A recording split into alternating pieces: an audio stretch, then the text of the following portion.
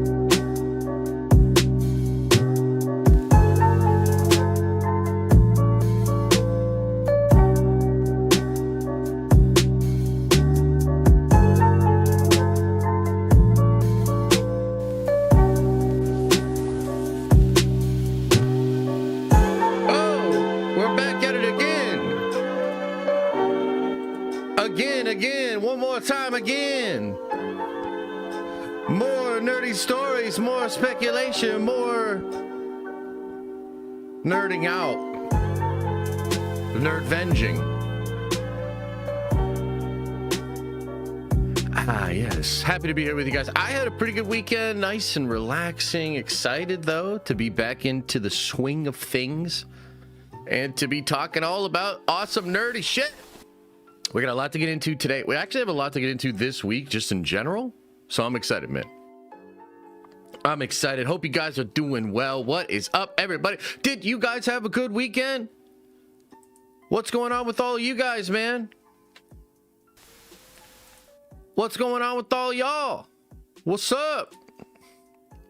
How's the life? How's life? What's going on? Epic intro? Oh yeah, was it good? I don't know. I just wanted to say what's up. Just want to say what's up. I can also notice my hair is being crazy. I actually have to go get a haircut. I think I'm going in tomorrow to get a haircut. I'll let the top go a little bit, but the curls sometimes they'll just get a little out of control. So you got to kind of keep them tame as they grow. You know what I mean? Had an excellent Valentine's Day weekend with my wife. That's awesome, man. Yeah. So we don't really celebrate Valentine's Day that much over here. It's never been like a big deal for us. We kind of make it into a holiday with the kids more than anything. So we spent some more time with the kids, got like chocolates and like told everybody in the family like how much we love each other and stuff like that. That's kind of like the way we kind of take I said Halloween, the Valentine's Day thing, but yeah, hey, however you want to do it is cool. Welcome back, Candido the Yapper. Kendall, is that your new thing? You gonna start making content again or what? Working on a holiday? What? Is it a holiday today? What's the holiday? Can we get some GTA 6 before Spider-Man trailer? I doubt that. I think the trailer's coming relatively soon, man. I think the trailer's coming. I think, honestly, I would expect the Star Wars trailer very soon, like could be this week, could be next week. And then some people are saying the brand new day trailer won't be until next month. I find that to be so crazy, but I guess that could be. But we'll get into all of that. Yeah. We already read that. Saw Crime 101 with my wife on Saturday. It was good. Yeah, people liking that. I missed the kitchen. Sad Rose. Dude, don't worry about it. I don't even know what you're talking about. Let's just forget all about that and whatever happened, and now we're here and we're dealing with this, and it never happened. So there you go. Josh watches Wonder Man Day. Is that what today is? What is today? Family Day in Canada. It's a stat. What does that mean? Already been making content this year? That's awesome, man.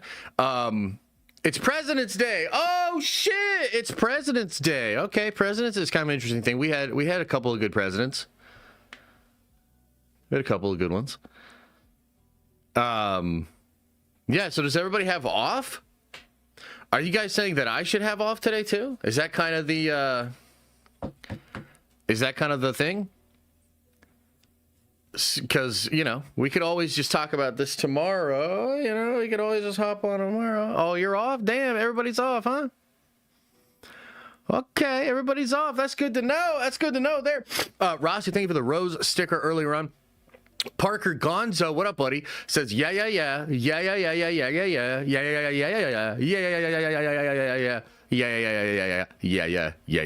Appreciate it. Thank you. Gifted membership by Rossi.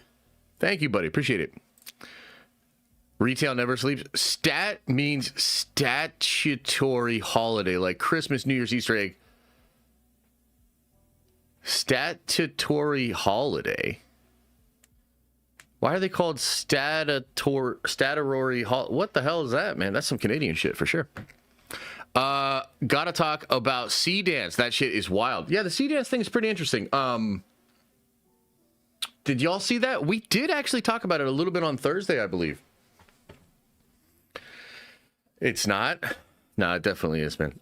Dunk was getting his ass whooped. He really was, man. He really was. I do want to talk a little bit about A Night of the Seven Kingdoms and just how dope that show was. Episode 5, man, gave us another all-time banger in the Game of Thrones pantheon. And yeah, it was. I loved that episode last night, and I'm excited to talk about it a little bit. So we'll get into that a little bit and just be like, yo, this is crazy. Game of Thrones doing so good. Sea Dance has been hilarious. Yeah, so Sea Dance, and apparently Sea Dance Model 3 is almost ready to go. And Model 2 of Speed Dance is already insane. It's fidelity. So basically, here's my impression of it, right? I'll just say it like this. I think Speed Dance basically is a Chinese model where they said, yo, fuck copyright law. We're going to steal all the best shit from all the best movies and all the best things that we've ever seen that Hollywood makes. And because of that, Speed Dance is making progress that other models are not. You know what I mean? And it honestly is ridiculous. Like, it is crazy the level of fidelity that some of those clips in Speed Dance are able to do. The thing that I don't quite understand yet, just looking at Speed Dance, is how much control does the user have? Because what we could be seeing is like this thing just is a generator. You don't have a ton of control. What it outputs is relatively good looking, but there's no real control there. And the reason that matters is, like, if you want to actually tell a story and make a film or a TV show or whatever, you've got to be able to not just have this prompted thing, but you need to be able to cut it up, change it, add emphasis, edit, you know, make it into like an actual narrative, right? And until AI allows you to very easily do that, I don't know that we're going to get Hollywood level storytelling and, you know, that kind of stuff being pumped out by AI. But if they can figure that part out, oh my God, like, it is legitimately a total game changer. Like, it's absurd. It's absurd how good Speed Dance is. But again, it's like some of it could just be a little bit of, you know, frankly, an illusion, because social media is like a bad filtering of what is actually going on. I don't know if you realize this, guys, but social media is like a really fractured way to like make sense of a thing. It's not great, especially if you're just looking at the top clips as an example of how the tech is. That's just not it. Thoughts on the Comic Explained controversy. So, you know what's weird about that, man? So, you know, I got asked about this last week. I had not paid attention to it at all. I didn't know at all what was going on. I saw a little bit of it yesterday where maybe somebody on Discord was talking about it, or I saw someone on Twitter. I texted Rob a little bit about it and got like the basics from his perspective of what it was, and told him I had his back. I really didn't look too far into it. I think one of these YouTubers, like, I think Ernie's just kind of in his feelings. And look, everybody has a right to feel how you feel about any person or whatever, right? But like this idea that I have to somehow take what I think is pretty clearly bad faith brain dead level takes on like my buddy, you know what I mean, just because we live in the internet age is crazy. Like, no, I think the take from Ernie is pretty brain dead, and I haven't looked too far into it, and that's about it. That's about all I have to say about it. You know, I don't know if I would say it's clout chasing or whatever. Like, dude's free to say or do whatever, but I mean, the reality is, you know, because there's like stuff going on with like soups right now too, right? There's all this stuff with soups, and everybody has this take. Everybody wants to like have an opinion of Matt or drag Matt for this thing he did or whatever, and it's just like all of that stuff is bullshit, man. Like, there's this weird like parasocial idea that if we know something about the content creator, or we know something about the person that is the actor or the whatever, we can like drag down the side of them that's successful as a content creator or whatever. Like, it's just so weird. Like, who cares? Like, frankly, like, I don't know, dude. Like, I tend to care more, like, is the person have principles? Does the person have a track record of being reliable? Do I find the person's content entertaining? Like, I don't know. My metrics for all of this is just so different than I think a lot of other people. And that's fine. You know, I think that it's totally fine. And a lot of you guys want to get interested in that and you love the drama and everything. But even when I'm at the center of the drama, I don't usually give too much into it, as some of you probably have noticed, right? Like, I literally was in drama. I've been in drama, and then I'll just keep it moving, dude. Like, I'll like talk a little bit here, a little bit there, but you know, people made a ton of videos about me when I was, you know, when Theory and I parted ways. I didn't watch a single one. I truly do not care, but like, I consistently don't care about like all of that stuff. It's all very performative in my opinion, and parasocial, weird, you know. It's just like, no, I just texted the dude. I just texted him, and Rob is fine, dude. Like, I promise you. So, hope everyone had a good weekend. I gotta watch after work, but much love. Appreciate you, man. Hope you have a good day at work, and I hope you get to enjoy the stream later, and I hope it lifts your spirits, man. Rob did an interview here, pretty good. Totally understand it, man. And that's fine that you want to, you know, guide people to that or whatever. Maybe I would watch it on my own personal time. But like, the point I'm kind of making is, like, I don't really like to engage in that kind of stuff. That's not how I make content. There's plenty of drama content. People love the drama, and I get it. Sometimes I love the drama, man, and I like to get into. But that's just not what I want to do with Den of Nerds, you know. You know, and even Ernie or whatever, it's like, am I gonna never watch a Blurred Without Fear video again? Like, no, I don't think so. I think I've enjoyed some of Ernie's content. It's not like one of my go-tos or whatever, dude. It's totally fine. It really is not that big of a deal, guys. Like, it's really not that big a deal. It's no sweat off my back. People believe all sorts of crazy things about me. You know what I mean? People believe all sort of peace things, you know, whatever about me. And if you're going to if you want to try to take the time to correct every little misconception about you, like, you've kind of lost the plot. You're in a sense giving control to these folks. Yeah, so Thursday stream's gone. Let's talk about that a little bit, because damn, dude, last week was kind of weird at the end of the week. Thursday stream was a great stream. As it was going on, we had a blast. You know, really and truly, I felt really good after that stream. And then I felt like Friday's stream was great, but that's a little bit of a different stream because it was for the members, and it was a deep dive on Iron Man 1, which I thought was great. If you were there on Friday and you thought it was a great time, throw a 1 into the chat. I really did have a good time on Friday. But going to Thursday, what happened, and it's kind of fucking disappointing, Amazon blocked the stream.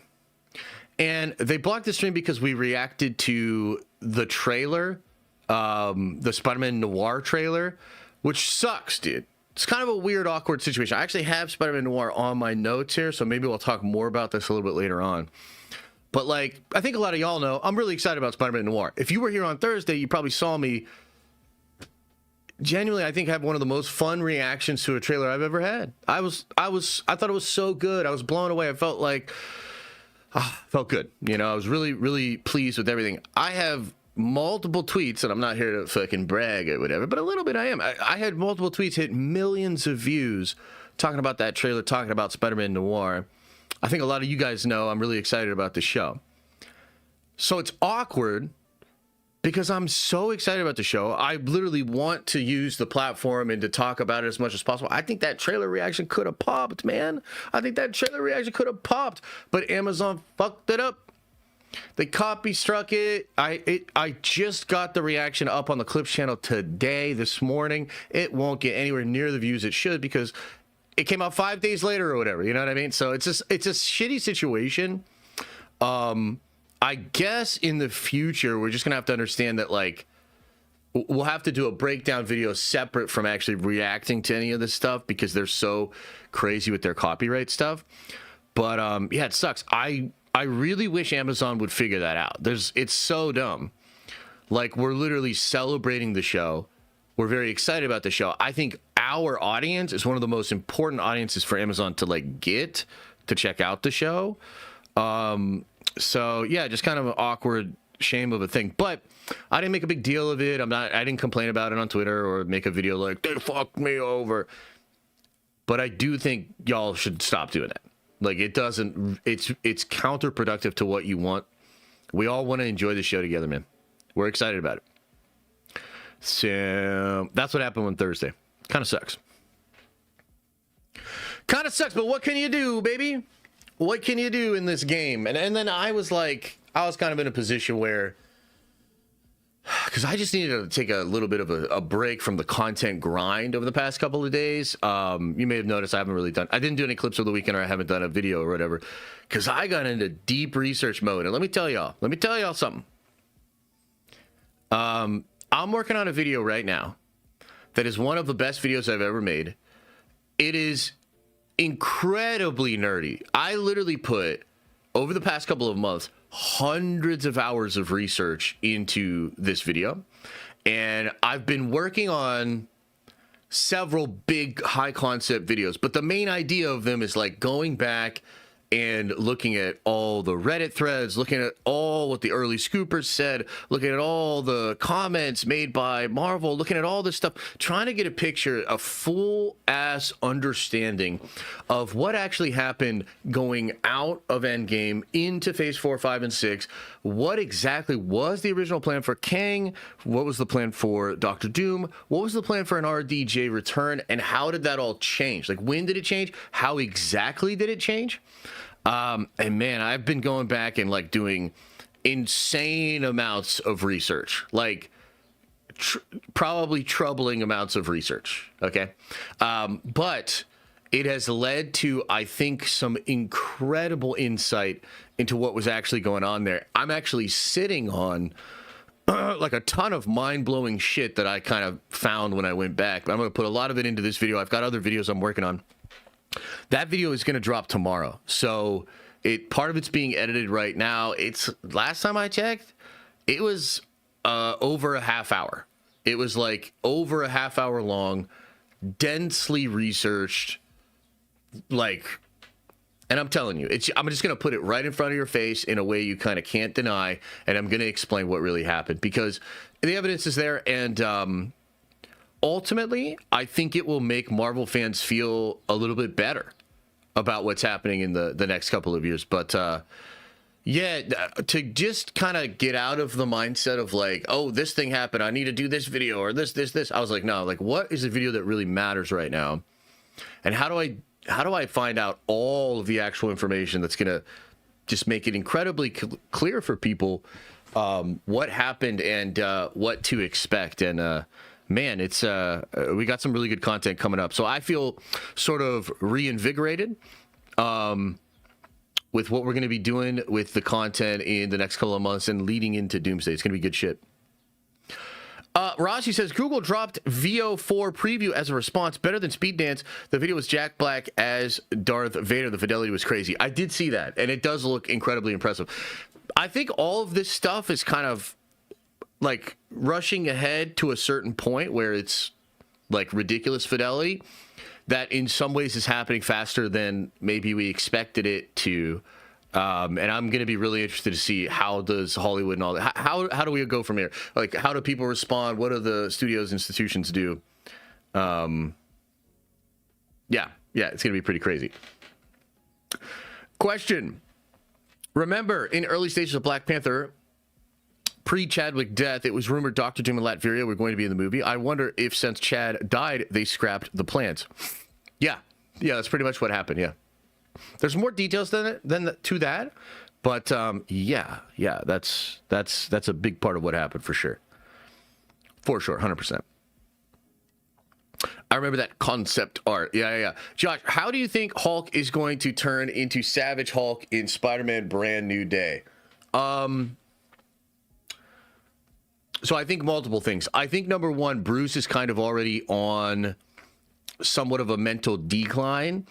And they'll probably explain that, like, the president becoming a Red Hulk because of She-Hulk's blood or whatever it was. Like, they're probably going to explain that Bruce was already on edge and perhaps back in the game of experimenting on Gamma and Hulk stuff because his worst fear kind of happened, and now he's taking steps to try to prevent even more damage from going on. But then I also do think it'll probably be connected to either Sadie Sink or another villainous thing that could maybe control minds. You know, let's just leave it there. Maybe. Do you think it's Grey Hulk? So I don't actually think it's Grey Hulk. No. So look, we're gonna get into the Spider-Man stuff. That's later on in my notes as well.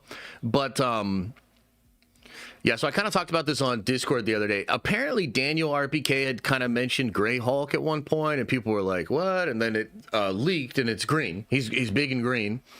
And people were like, well, what does this mean with the Grey Hulk thing? So what I think it means, and this is a little bit of speculation, guys, but what I think it means is, in comics, Grey Hulk is a name for a very specific persona of Hulk, which was intelligent but also really strong.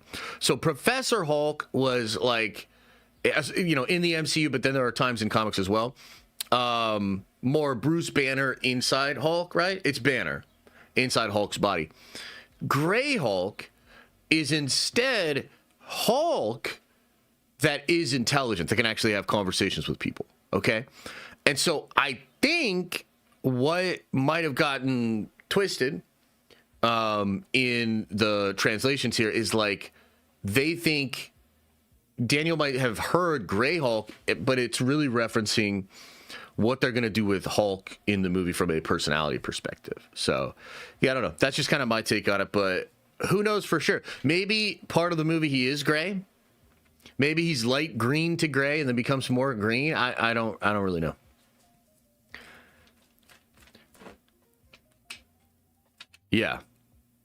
Yeah, so there's comic book precedents for it.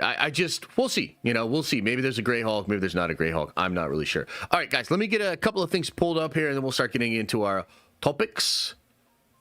We'll start getting into our topics here. And we're going to have to talk about Star Wars a little bit here.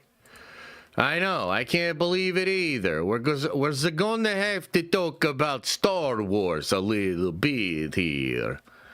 A little bit. All right, let's pull this up. Hang on, I got another thing I want to pull up here.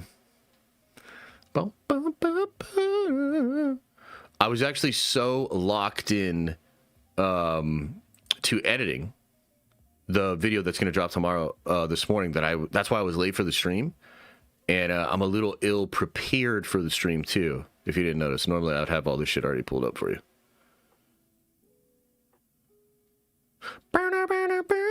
Okay, I think I got it. All right, should we talk a little bit about Star Wars? Hey, how are you guys feeling about Star Wars before we get into this Star Wars discussion here? You need more coffee? Uh-oh.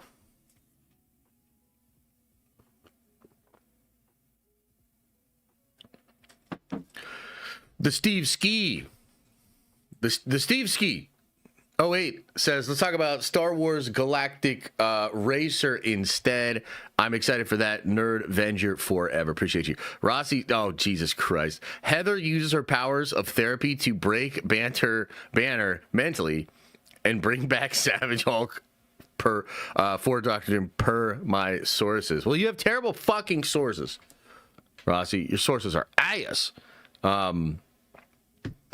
And also, that's going to turn me into Hulk.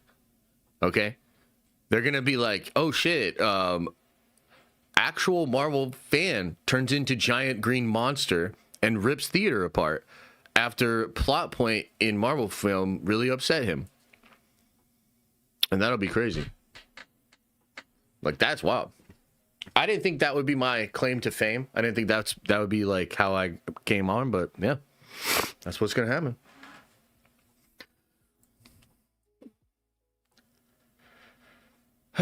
Okay, here we fucking go. Let's talk about Star Wars again, you know? It's always so much fun to talk about Star Wars. So, as it currently stands, things are not going so well.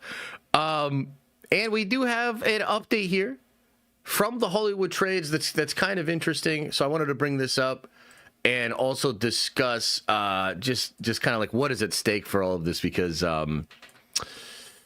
yeah. So according to the Hollywood Reporter, and this came out on Friday when they do their Heat Letter newsletter. There's a lot of spicy stuff that actually comes out in that newsletter every Friday, and it was revealed that a new trailer for The Mandalorian and Grogu will be released very soon. Now, what does very soon mean? I don't know. I guess it's kind of fucking subjective. Kind of depends on what you think of that. I think it could mean anytime this week.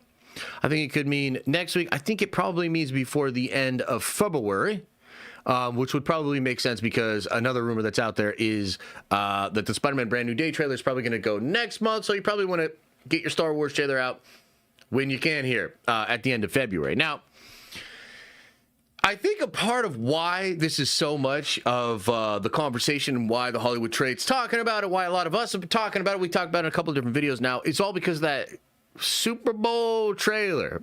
Man, was it last Sunday or has it been 2 Sundays from now? I think it was last Sunday. Just last Sunday, the Super Bowl trailer for Mando and Grogu went out. It was, I think, considered to be a pretty lackluster trailer. I saw a lot of frustration from Star Wars fans, a lot of hate for it. And then I did see a bunch of people trying to defend it and say that all the people who were saying it was a bad trailer or that Star Wars is failing are haters. And this is all manufactured hating for Disney and for Star Wars. And everybody hates Kathleen Kennedy. And it's all just toxic man babies, okay? Well, this little ditty came out during last week. Didn't end up talking about this, but this is kind of interesting. So according to Cine Experience, there's a ranking system, and Edo, apparently, or Edo, is a company that looks at how the trailers for the Super Bowl are engaged with. The Mandalorian and Grogu Super Bowl ad was the worst performing ad of the night. Not the second worst, the worst, ranked 43rd in engagement for ads overall, with an engagement score of 104 versus Minions and Monsters, the highest engagement film of 909, and Day of Disclosure at 475. Now, I don't know exactly how they get their analytics. I don't know how they measure that, but it's not uncommon for these companies to come out these days and try to capture some of this data and put it out in these kind of ways. Like Luminate was like this, Parrot Analytics, Samba, Nielsen, all of these companies, right? The measuring of how things are doing in the streaming age and also just in the digital age, pretty big deal. So the reason I'm bringing this up is because I think the framing of the entire conversation here with Mando and Grogu all has to do with the fact that it's Star Wars, and the reputation that Star Wars has right now, by and large, is that it is cooked. And I think the Super Bowl trailer was a uniquely bad trailer because it ignores that fact. It ignores the fact that Star Wars is somewhat of a lolcow. It ignores the fact that everybody is skeptic of Star Wars. That's why it's a bad trailer. Star Wars is trying to act like nothing's going wrong. And oh my fucking God, do I hate that shit. That's what it feels like to me. They're trying to act like nothing is happening. No bad things are going on. All of that's manufactured hate. And yeah, this trailer, this Mando Grogu trailer is just like, it's terrible because it ignores that. It's like, you remember Star Wars, you remember Bud Light ads or Budweiser ads, you remember. And like, we're not doing that with Star Wars anymore. Like the audience is kind of moved on. This report coming out kind of speaks truth within this sea of confusion, and I think suggests that a lot of the haters were right. A lot of the haters were right. They were accurate when they said that's a bad trailer, and I think it had a bad effect out there. I don't think it did its job to get people excited for the fucking movie. Are you understand what I'm saying here? So then when you get to the Hollywood trades talking about how the Mando and Grogu trailer will be released very, very soon, I think that's poignant because of the conversation surrounding the Super Bowl ad, which did get seen by a bunch of people, but nobody engaged with it, guys. Terrible engagement score for that trailer. It was a bad trailer. Can we agree it was a bad trailer? And can we move on to the next trailer? Here's the thing. Whatever this next trailer is, it better be the trailer of all fucking time, because they are kind of fucked with this movie. Like, it just seems, and again, maybe there's some people out there going to hear me say this, they're going to watch this segment, they're going to watch this video, and they're literally just going to, with full-ass blinders on, like, no, this cannot be true. Mando and Grogu will be successful. It will cruise to a bunch of money because it is Star Wars, and all the haters and everybody talking about this, that, second, and the third suck ass. Guys, I'm telling you, I think we were on to it before. I think we're on to it now. I think the accurate take is that Mando and Grogu is in serious fucking trouble. And so therefore, this first actual trailer, which definitely should have just been the one for the Super Bowl, better be fucking fire, bro. Like, the trailer of all time. I'm telling you right now, it better be. It better be. Because at this point, especially after the Super Bowl trailer thing, everybody's going to be watching this trailer like this. And I think if it doesn't really wow us, if it doesn't really feel like something that is worthy of a theatrical release, that is really exciting, that feels like a dub for Star Wars, I think Star Wars fans are really going to reject this. I think the trailer will be picked apart, laughed at, held up as whack, and then the movie will be worse off for it. Now, there is one other element of this that I want to talk about here, and I'm actually hoping some of y'all can kind of help me out here, because I think Star Wars Meg, and I don't know if she's put this into a video or not, but I'm getting the impression that Star Wars Meg has heard something about Mando and Grogu and some stuff that's being reshot to make the movie even cooler, that might have been added that nobody knows about. And basically, like, to me, it just comes down to Luke Skywalker. At the end of the day, I have said since the moment this movie was announced, it should have young Luke Skywalker in it. It is the perfect opportunity to put young Luke Skywalker in this thing. And also to do something with young Luke similar to what you did in Mando Season 2, but better. Why? Because you got so much more money. It's a fucking movie. It's a movie. We're going back to Star Wars movies. I think at this point, it's basically a requirement that they have Luke Skywalker in this thing. And here's where we pull it all together, because I think, and I really hope Disney is aware of this, but I highly doubt it, I actually think the only way to save this movie is to come out on Front Street and basically tease that Luke Skywalker is in it. Show the X-Wing, show R2, show the green saber, show something, like, you can tease it out or whatever. But I'm kind of at a point where, and look, I don't know. We can have a conversation about it. I'll open it up to the chat. We'll see what you guys think about it in a second here.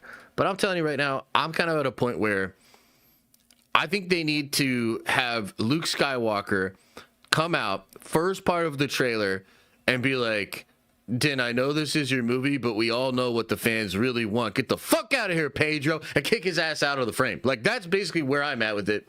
I think that would be maybe the only way to reverse the narrative about this movie and to get people genuinely interested in it. Although, I guess if you just marketed it and there was like some people that were interested and it leaked that Luke was in it, maybe that would also be enough to kind of push people towards it and get people to check out the movie.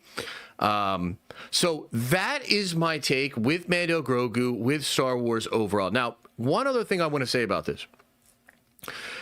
While I was doing research this weekend, some things did pop up about Josh D'Amaro, the new CEO for Disney, and some interesting little tidbits about how this guy really wants to go big. He's currently apparently redirecting some of the Imagineers, telling them not to think about budget, but to think big. And so there seems to be something going on behind the scenes where this guy, and I would absolutely love if this was the case, is really going to try to get Disney to be forward thinking about how to use technology to blow people's minds and create novel experiences with the IP that they control. And I think you do that in the movies, you do that with your theme park rides, you do it across the board. There is some evidence starting to come out that like this guy might be doing that, which I think would be great. The problem is, how does that fix Star Wars now? Is that something we see when the trilogy comes out with Star Wars, the Simon Kinberg thing? Now, one other small thing with regards to this that I want to add here, and let me get this pulled up here. Let me get this pulled up for you, chat. There's some speculation even within that conversation we just had about Josh D'Amaro. Apparently, Boardwalk Times predicts that Josh D'Amaro and Dave Filoni will announce The Hunt for Ben Solo at D23, the Ultimate Disney Fan Event. That'll be later this year, okay? Now, I personally think this would be a big W for Star Wars and actually start to get me a little bit more interested in what they're truly cooking. Because if you really think about this, Star Wars has become a victim of its own inability to even make like true Star Wars correctly.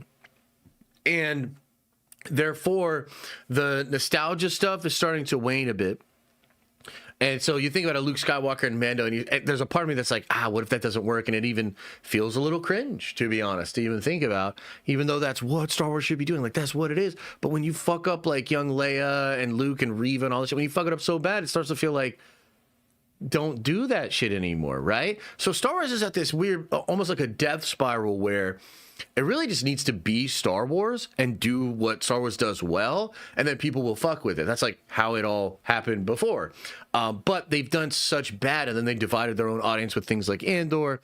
So the whole thing is a mess. However, Dave just got full control, okay? This story leaks about this Ben Solo movie. And remember, the big thing in the leak was that Disney shot it down. So Bob Iger was the guy that said no.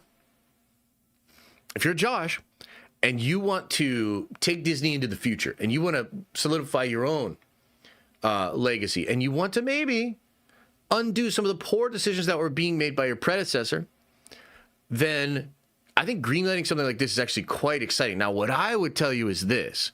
If I'm Dave, and I almost don't want to say this because I always do these fanboy fucking versions of shit and these dreams and everything that I want, right? So I almost don't even want to fucking say this shit because once I say it, if it doesn't happen, then we're like, oh, okay. But if they're really going to do the Simon Kinberg trilogy, if they're really committed to taking Rey and turning into some kind of Obi-Wan figure, doing a new Jedi Order, it's like they can't let it go. They need to try to salvage the sequel trilogy era and all that bullshit, man. If they really need to do that, then rewrite it and add Ben Solo right now. Add Ben Solo to the entire trilogy, and there's so many different ways you could work that in. And trust me, Disney already knows. They got spec scripts from like a ton of different writers on how to handle it. They were working on the project. Trust me, they already have a ton of ideas of how to do this. But what I'm telling you is what Dave should do is sit there and say, okay, look. Obviously, we had a lot of plans in motion when Kathy was president to continue these Rey stories. She's going to be Obi-Wan. They want a Simon Kinberg trilogy. That's already in production. So what I'm now going to do is tell Simon Kinberg, hey, man, we're bringing Ben Solo back. Add Ben Solo and a really crazy element to like Ben and Rey, dark side, light side. Add that to the Kinberg trilogy. make that a part of the Kinberg trilogy, and then what you can do is you can sort of sell the audience. They're like, hey, remember how we were going to do more stuff with Ben Solo, but it never happened? Well, guess what, guys?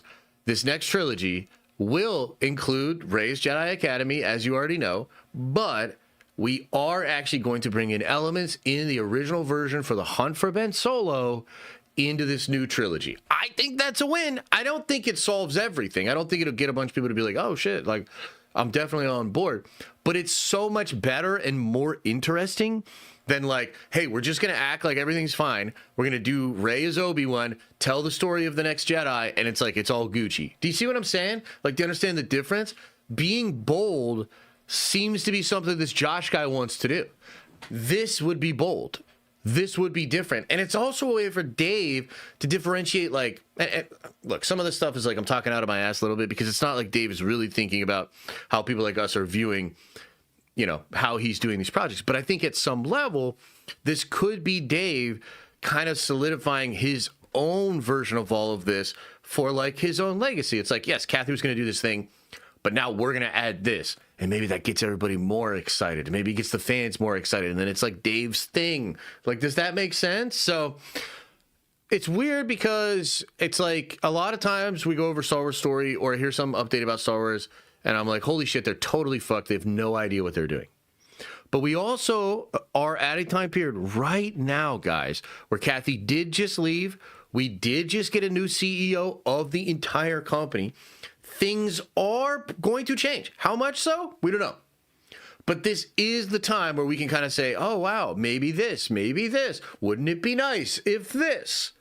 So as much as I'm down on Star Wars and I think Mando Grogu specifically is going to be a big stinker, if they add Luke Skywalker to it, it will help. If they add Luke Skywalker to it, I'll want to go see it. And I do think, too, that there's some evidence that Josh and potentially Josh and Dave in conversations are going to decide to do some really cool, bold stuff for Star Wars. That would be very important to me, that they be bold. They go for it. They start to do crazy, fun things like that. And I think bringing Kylo Ren back would be a good start. Okay. So, you guys, did I show you this? I did show you guys the article I was talking about, right? With Kylo. Let us see, chat. What do you make of all of this? What do you think of this? What do you think about the Mando Grogu trailer? Do you agree it needs to be fire? Do you agree that they should put Luke Skywalker in this thing? What do you think about the stuff with Ben Solo, the Josh stuff? Like, you know, a lot of stuff here, man. Rossi says, did you see Brendan Wayne was on Katie Sackhoff podcast, and he's upset he's not getting recognition for Mando because he played the character more than Pedro? He's just a stuntman, not an actor. I didn't see the podcast, but I can understand that perspective, and I do think he deserves a lot of credit. He basically creates the performance. Pedro does a great job voice acting, but it literally is voice acting. Now, by the way, this goes all the way back to the big rumored fight between Pedro and John and all the drama. Remember that? And by the way, that shit was real. That shit was real. I know years later we're all like, I don't know how. Nope, it was real.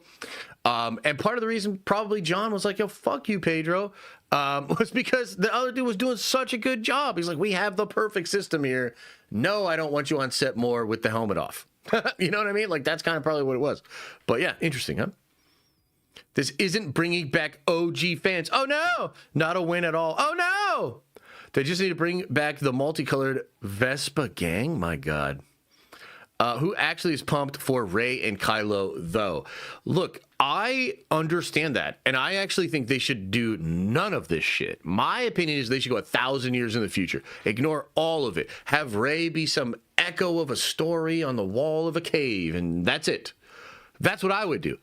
But what I'm telling you is the reality does not look like Disney is willing to do that. The reality looks like Disney's like, hey, we spent a lot of money building up the sequel trilogy era, whether it's comics, the novels, the movies themselves, or Disney Plus, whatever. We're not just going to let that go. We want these characters to do more. Remember, there's articles, and again, I don't agree with this, but I'm trying to explain to you what Disney thinks. They think Rey is the most valuable asset in the fucking company. But it's true. They think that. So for these knuckleheads, they're trying to do a Kinberg Rey trilogy. I think that's ass. But I see a way forward. I see a way to make it not as much ass. You know, put Ben Solo in it. That's what I'm saying to you. Does that make sense? Marvel are cooked when AI can turn Josh's fanboy dreaming into a reality. Yeah, 100%. No, that'll be the day, and that'll be awesome. We'll have a lot of fun at the Den of Nerds. All I'm hearing is more evidence to throw this whole franchise away. Oh my God. Are you guys all that negative on this shit?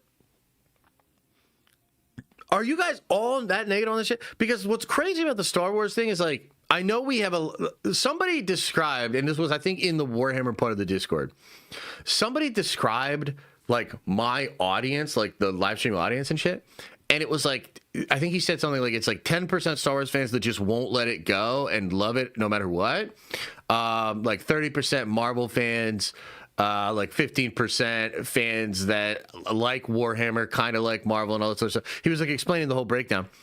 And I was like, yeah, that's probably true. Because, guys, like, Star Wars used to mean something. And I covered Star Wars when it used to matter a lot. It still matters a lot to a lot of people, but that number is significantly down.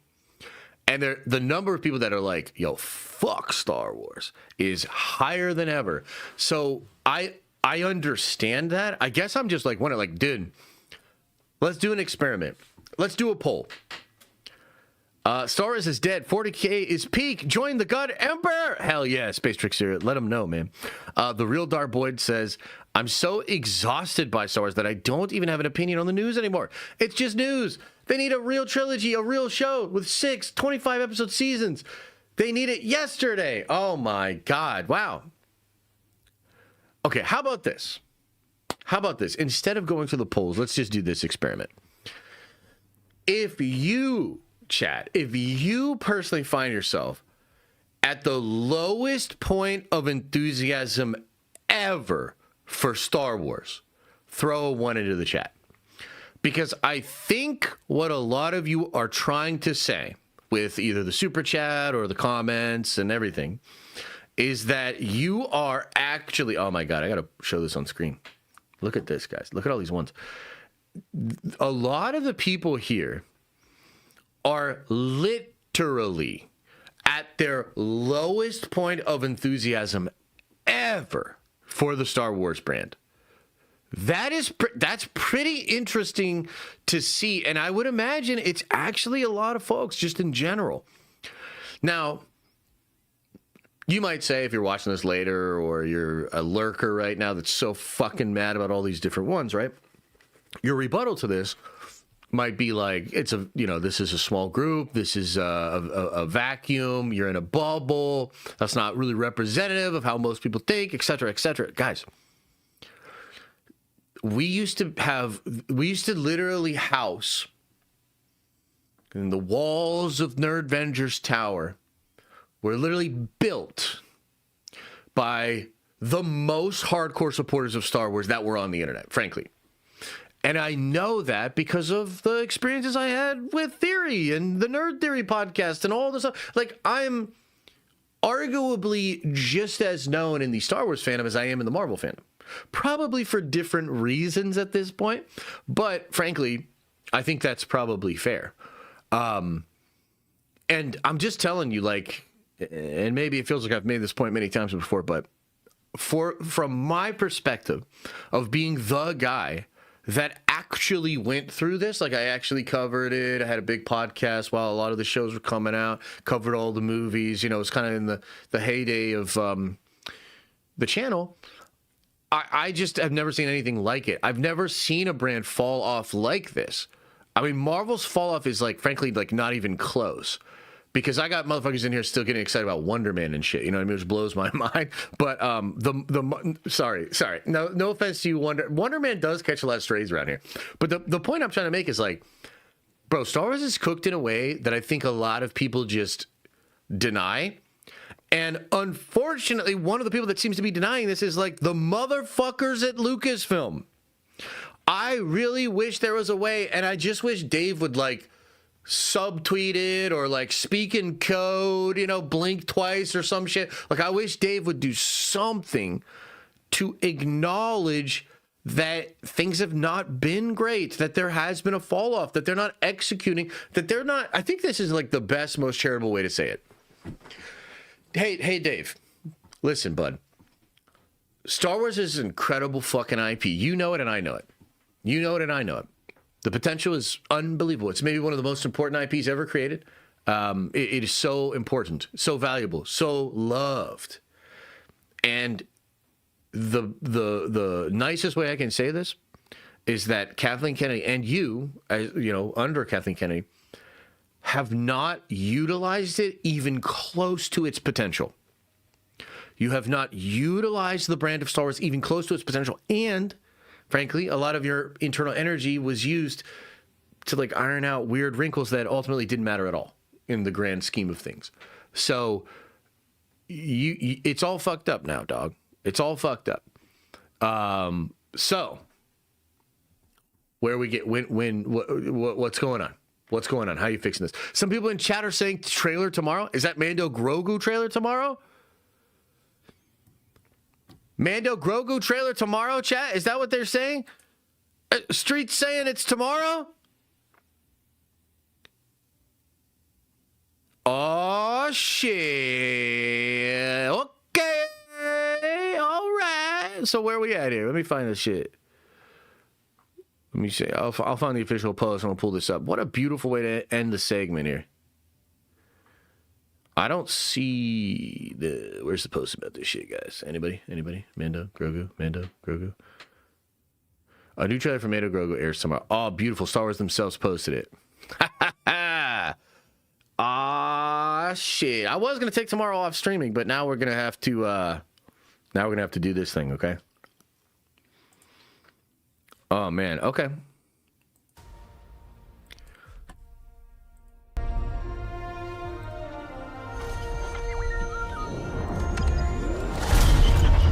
Hey, never touch the buttons. Yeah, don't touch the buttons, dude.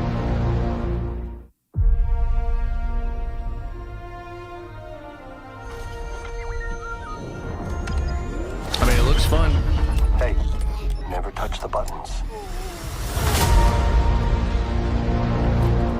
Okay, so this is crazy. We just did a whole thing like, hey, this trailer's coming really soon. It might be this week. It might be next week. Boom, it's tomorrow, motherfuckers. It's tomorrow. Star Wars themselves tells us it's tomorrow. Oh, baby. It makes the conversation we just had even more important, even more valuable. And I think if you look at this trailer too here, I don't know. It doesn't really inspire much hope. I'm going to be honest. Here we go. So you got X-Wings flying in as Luke Skywalker. One of them fucking better be. Is that red? That's R5? Hey, never touch the buttons. Okay, here's the thing. This trailer is really important, but it kind of seems like, just if we're going off of the vibes in this little teaser, the vibes of the Super Bowl trailer, I don't expect anything too crazy. I think they're just going to be like, here's a fun Star Wars movie with Mando and Grogu that you love. I guess we're going to see how much that moves the audience, how much that moves the needle, and how much that gets people excited. But yeah, it looks like we'll know. Dude, we'll know tomorrow. We'll react to it together. We'll go over it tomorrow. It's the next Star Wars movie in theaters. So much is riding on this. I just don't know, chat. What do you think of that, man? Trailer tomorrow. It's just so funny. We literally all just got done talking about how our enthusiasm level for Star Wars is the lowest it's ever been. And yet, I'll see you guys tomorrow when we react to the trailer. You know what I mean? Look, and maybe it's garbage. And maybe we should, maybe we'll just shit on it tomorrow. You know what I mean? Star Wars is mid AF, and Warhammer is definitely picking up the pieces. Justin, I totally agree, man. Have you been paying attention to any of the Eldari stuff, man? The Eldari stuff's doing pretty good. So you might want to get on that, start painting them up. Remember R2? Remember X-Wings? Yes, I know! Now where's the ones? Dude, I know, but that's the ironic part. That is the truth of it. That's what's so funny is like we're literally at the lowest level of enthusiasm ever. And I'll see you tomorrow when we react to the trailer. You know what I mean? Like, what a fucking world, huh? What a fucking world. I guess we'll find out. I guess we're about to find out about that shit, boy. Oh man. Okay. I can't believe that was 28 minutes. You guys got to stop me. Also, the curls on the top of my hair over here are really pissing me off. It looks like I have a bald spot because of the way the curls are going, but I don't have a bald spot. It's just the curls. I'm actually not going bald. Because I would fucking be bald already. You fucking wieners. Kavid, what's up? Is that a hot dog? Thank you for the hot dog, man. I know it's his thing, but ready for Grogu to not be such a baby. Yeah, that would be cool. Josh, great, massive Superman curls. Thanks, bud. I got to stop waking up late for these. Yeah, well, you fucked it all up, bud. You fucked it all up. Hey, by the way, chat, can we talk a little bit about A Knight of the Seven Kingdom for a second here? Can we talk about A Knight of the Seven Kingdom? So how many of you guys are actually watching A Knight of the Seven Kingdoms right now? Because it might actually be the best show on television right now. It's fucking awesome. And I've talked about it a little bit here, a little bit there, but it just dropped with episode 5. No spoilers. I'm not going to do any spoilers, okay? It just dropped with episode 5. I think one of the best Thrones episodes of all time. Like, it's up there. It's up there, which is crazy to say, but it is up there with, like, Battle of Bastards. What was that one where they Hard Home? All these different iconic Thrones episodes, and even some of the House of the Dragon episodes. There's some good House of the Dragon episodes for sure. Somehow, some way, this episode stands shoulder to shoulder with those episodes, and yet it costs literally about a fourth of the budget. There's so much to talk about with regards to A Knight of the Seven Kingdoms, a show that I think is currently the envy of a lot of other studios and IPs out there because it's doing the thing that they've all tried to do. I mean, look at Star Wars and Kenobi, okay? They spend like nothing on that thing. It's $90 million, right? Like as compared to $700 million for Andor, right? Or you look at the Hawkeye show. You look at all these things. Every franchise wants to make a spin-off of their main content that exists within the universe that still feels valuable and important, that still delivers a similar experience to its fans, but doesn't cost as much, doesn't get in the way of other big things, and is like acceptable entertainment. Because part of this from franchise and IP's perspective is like, you just want people to continue to engage in the brand. It's a longevity play. It's like, why do you keep releasing stuff? It's so that you don't have churn, but that is for the brand and the IP itself. Like you want to keep engaging with the thing, with different shows, products, or whatever, right? So this is what all these other studios want, man. This is what all these other studios want. And instead, like, they have not had a lot of success for it. House of the Dragon, or rather, A Knight of the Seven Kingdoms, is having an incredible amount of success. And I'm just really fucking blown away by episode 5, the stakes, the characters, and what they're able to do on, again, what is like a fourth of a budget. Like, it literally just came out today. And I'm not going to go into crazy spoilers. It literally just came out today that they used an extra amount of fog in the battle last night to obscure how they had to shoot it on a shoestring budget. And they literally said we get about a quarter for every dollar that's spent on the other shows in Westeros. So we had to get creative with it. And yet it's so fucking good, dude. This thing is like blowing up. People are talking about it, and it's delivering absolutely incredible television. One other thing that I wanted to show you, and this is like just like a fun little Easter egg thing here. If you watch the episode, and this is like a slight spoiler. It's not really a crazy spoiler, but it's, I guess, a slight spoiler.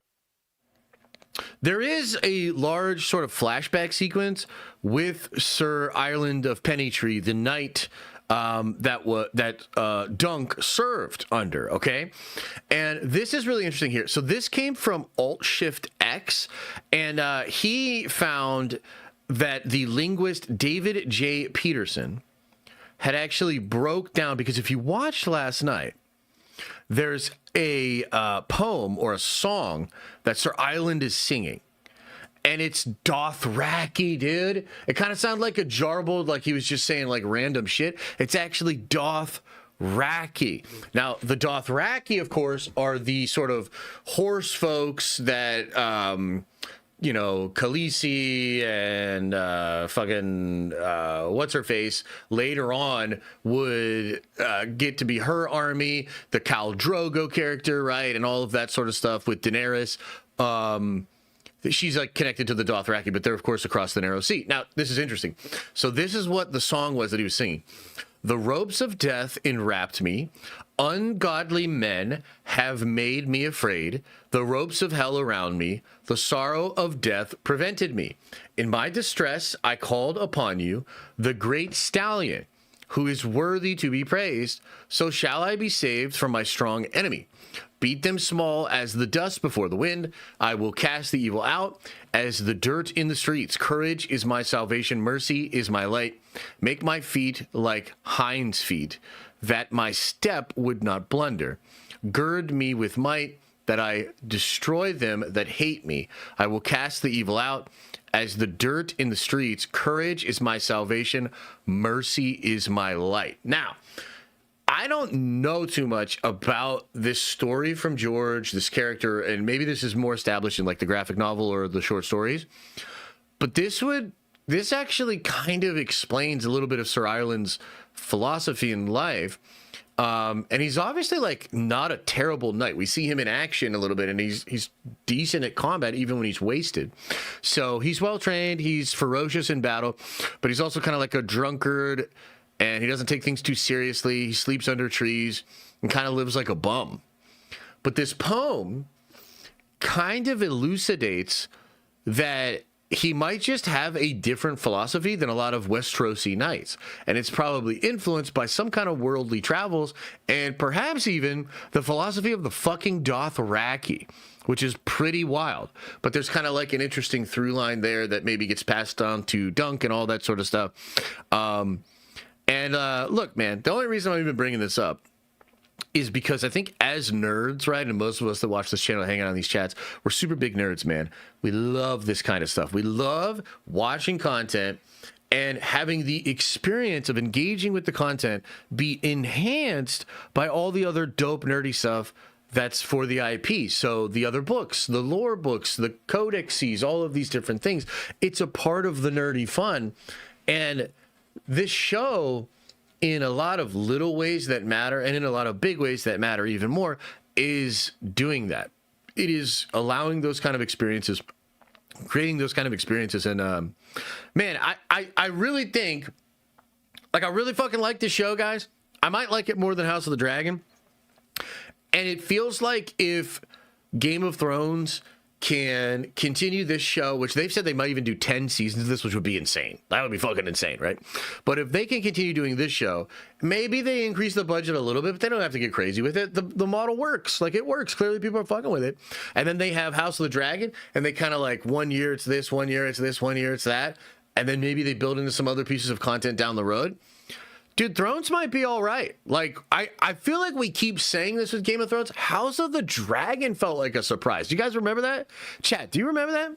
When House of the Dragon was first coming out and we were talking about it, a lot of us were surprised. We were like, dude, after the ending of Game of Thrones, I did not genuinely expect for it to be as good, for it to be as exciting, for it to get people hyped. And it did.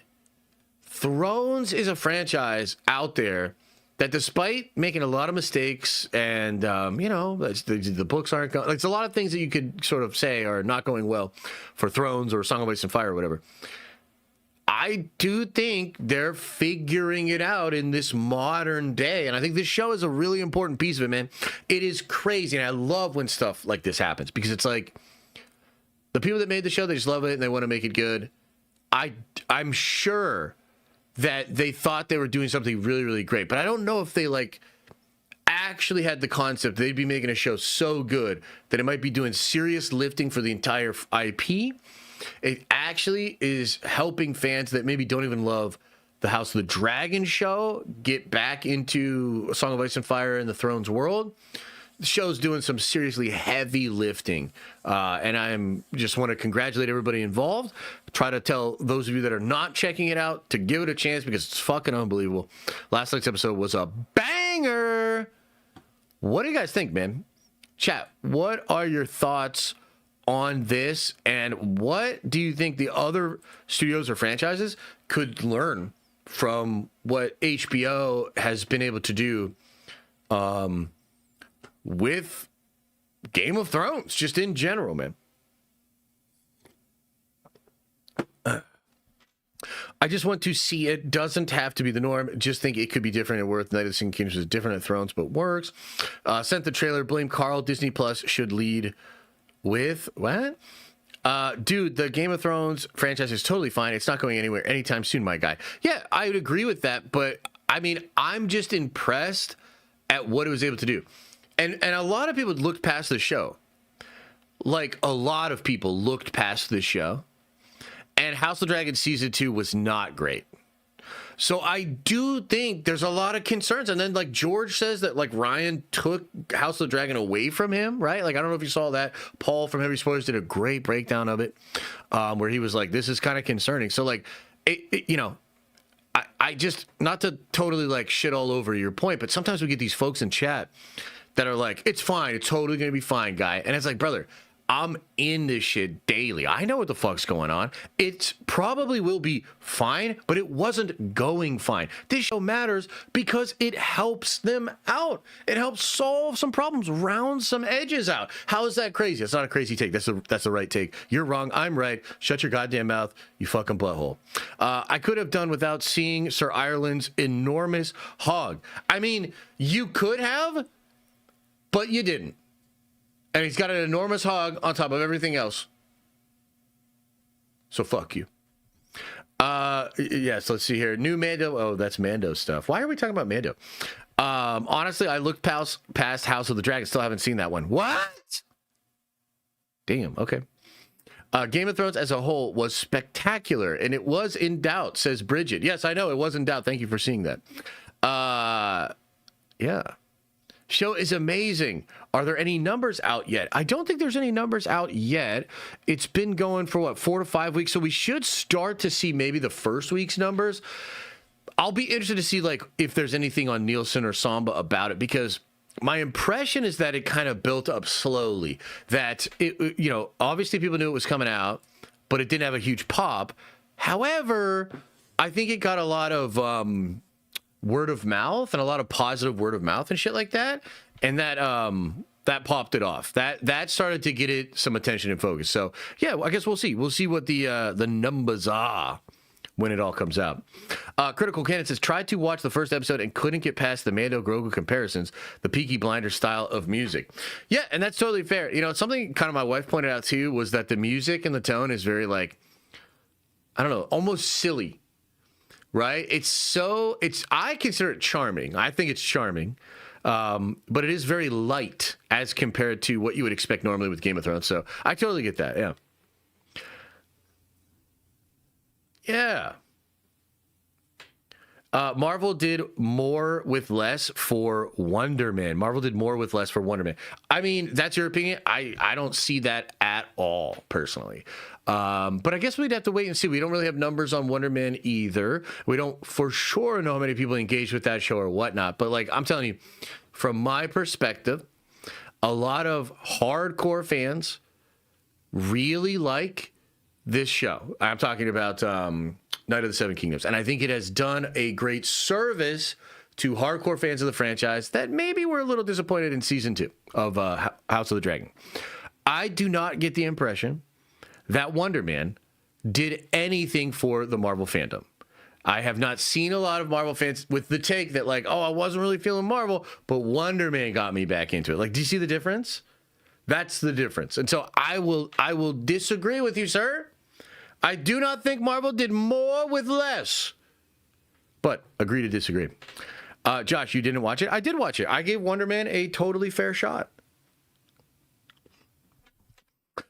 Josh, don't let them gas you. The statement is cap. Well, I'm not. Yeah, no, they are definitely gaslighting me. And at the end of the day, bro, like, I'm not always right, and I'm willing to be wrong about stuff. But, like, yeah, no, this is just some wild, like, chat energy of people that want to take control of the narrative. The thing that's crazy, though, is, like, I do get a lot of people. Maybe I shouldn't say that. Here's the way that I will choose to say it. It's definitely not my first rodeo. And I have noticed for years the different voices out there that try to influence how I report on things, because even though we don't get some of the numbers that some of the other big channels get in the community, what we do is influence basically all the big channels that make all of their big content anyway. So we are actually an incredibly influential piece of the entire picture for nerdy shit. And because of that, I think there are people, but also maybe groups that want to influence how I break these things down or dissect these things. But the really good thing is, like, fuck at that. Like, that'll never happen, Doug. Like, you'll never be able to do that. At least not fully. So yeah, it's all good. It's all good. Anything else? Anything else we want to say about House of the Dragon? Or Night of the Seven Kingdoms? I'm even mixing them up. I think it's incredible. I cannot wait to see what happens in the next episode. I would imagine too, they're going to see a big bump in sales for the Dunk and Egg stories, the graphic novel, things of that nature. Like, this is making some waves, man. This is making some waves. I think it's a big deal. Any other thoughts? Any other thoughts? Oh, how was the rank game? So here, dude, yeah. So I'll just say one thing on Marvel Rivals real quick, and then we'll move on to the next thing. So I've been kind of feeling Rivals, but I haven't like got back on there. I think I re-downloaded a couple of weeks ago, but didn't get on and play it all. So I started playing. I forget what night it was. I was like, yeah, let's get back on Rivals. And dude, first game, I'm not gonna lie, rough. I was like, dude, this is rough. I'm terrible at this game. I'm fucking ass. Oh my God, this is going to be terrible. I thought I was going to get like a bronze placement in ranked. That's how bad it was, right? And then I started to lock in a little bit. You know, I started to shake the rust off. And I went on to have a pretty incredible run in my ranked matches. And I got ranked silver 2 with my 10 ranked matches, which is not great, but not absolute ass either. So yeah, I'm gonna probably grind some ranked over the course of this week. I'm actually hopefully gonna be able to play Warhammer tonight and play a Warhammer game tomorrow night. Life is good, what can I say? But if one of those Warhammer games falls apart, I might do a session of ranked Marvel Rivals later at night. So, yeah. What I mean by more with less was for the budget. Something small that fits in the MCU and didn't break the bank. Yeah, I understand what you're saying, and that clarification helps me to see it. But, yeah, I just don't agree. I just don't agree, man, because it's not so much about... Like, because you're kind of saying it was cheaper and it exists within the MCU. And it's like, if that's the metric, then all that Night of the Seven Kingdoms has to do to compete, according to your metrics, is be cheaper. So all you're really saying is that the show's cheaper. And that's not getting more for less. That's getting less for less. Okay? So I definitionally disagree with you, sir, but I do understand your point. I just don't agree. Bro, Delta, I didn't realize there was cross progression. Wait, what? Did you see that Mando has the lowest budget ever? I did see that. And that is not exciting in any way. That's not something you could shout to the rooftops. That's not something you could get people excited to go see the movie. That is not it. But yes, I did see that. I also saw that Jon Favreau might be done after this movie, which is something I reported. I actually think he might have one more thing in his contract. But when his contract's done, he's done. He is done with Star Wars, which is interesting. Okay, that's a nice 18-minute segment on Night of the Seven Kingdoms. Let's fucking go! All right, what does this person say? Something about subtitles? Can you turn on subtitles on the last video on the main channel? It should definitely be on. Isn't that just something YouTube does? Why would there not be subtitles? What the hell? What the hell? There is cross progression on Rival, so not a complete new account. Oh, okay, that's good. Yeah, that's cool. What do you think he was doing with the Dothraki? Probably fucking bitches. Fucking bitches, slaying motherfuckers, you know? Yeah. Hot take, Star Wars always sucked. That is a pretty hot take, Dave. Okay. Shall we get into other things here? Shall we get into other things? Should we look at these Spider-Man leaks? Oh, you guys want to talk about these Spider-Man leaks. Everybody wants to talk about Spider-Man leaks.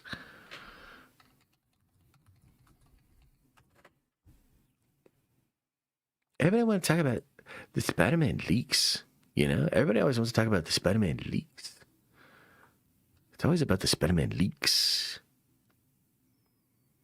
Always leaking. With Spider-Man. Wait, where's the real leaks at? I'm trying to find a good picture of them here. It's so dangerous to just scroll through Twitter because you'll be like, Spider-Man leaks. And then you're scrolling and then it's Sir Ireland's penis. You know? We don't want that on the YouTube vid, you know what I mean? God, these leaks are... It's so weird, like, scrolling through this, knowing what the real leaks are, and just seeing how they're packaged. It's, like, strange. Okay, fuck it. We'll do it live. I'm sorry if we accidentally show Sir Ireland's massive penis. Hide your wives, hide your kids. It was a prosthetic penis anyway, so it's fake. Don't worry. Dude, some of this shit is so funny. All right.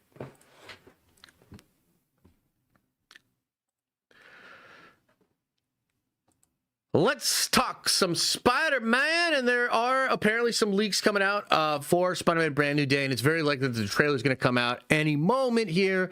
I will just say that, probably a lot of the scoopers are accurate. I would suggest looking at what Cryptic said about this. I think Cryptic said the Spider-Man Brand New Day trailer will be next month, so probably not anytime in February, but we're likely going to be getting it next month. Now, with that being said, there are some things starting to leak out for the movie.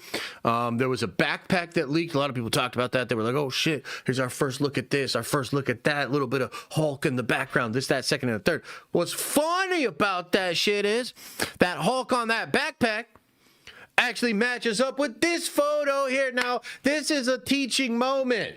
Most of you will not let this sink into your thick skulls, but a few of you will, so shut your mouth and let Papa Josh teach you some stuff. You look at the backpack, okay? And you look at how it's the same shape of this here, but it's all blacked out and it's like great for promotion. What I told you guys was what happens is they take photos in front of white backgrounds of these characters. Now, Hulk, obviously, like, it's not actually Bruce, so they created this, but it's kind of like the way it's going to be rendered in the film. The main point is this. They use those photos to create promo, to do boxes and backpacks in the back of toys that has all this artwork and this, that, second, and the third, or like posters, all kinds of stuff. Those things exist. So this appears to be one of those photos for Hulk in the movie. I think it's real. Now, the coolest thing about this is Hulk being angry and savage again. You can just look at this guy and tell he's on some gear. He's definitely hitting the gym, definitely poking some needles in those ass cheeks. Like, this dude is fucking on some peptides. He's on some test. He's doing things. It's just obvious that he's not pussy ass Professor Hulk. Oh, I'm Bruce Banner in a Hulk body. Isn't this fun? No, it's not fun anymore. Make it stop, Marvel.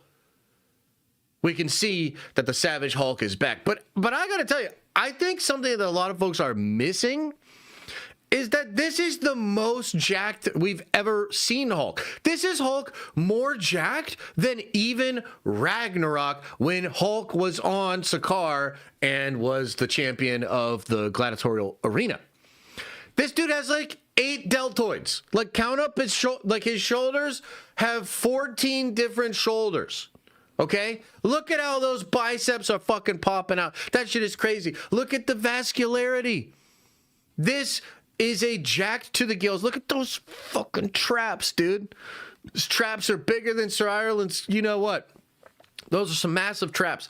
This is Hulk not just returning to being savage. This is Hulk being more savage, more angry, more jacked up, more fucking powerful than ever before. Can I get an amen in the chat?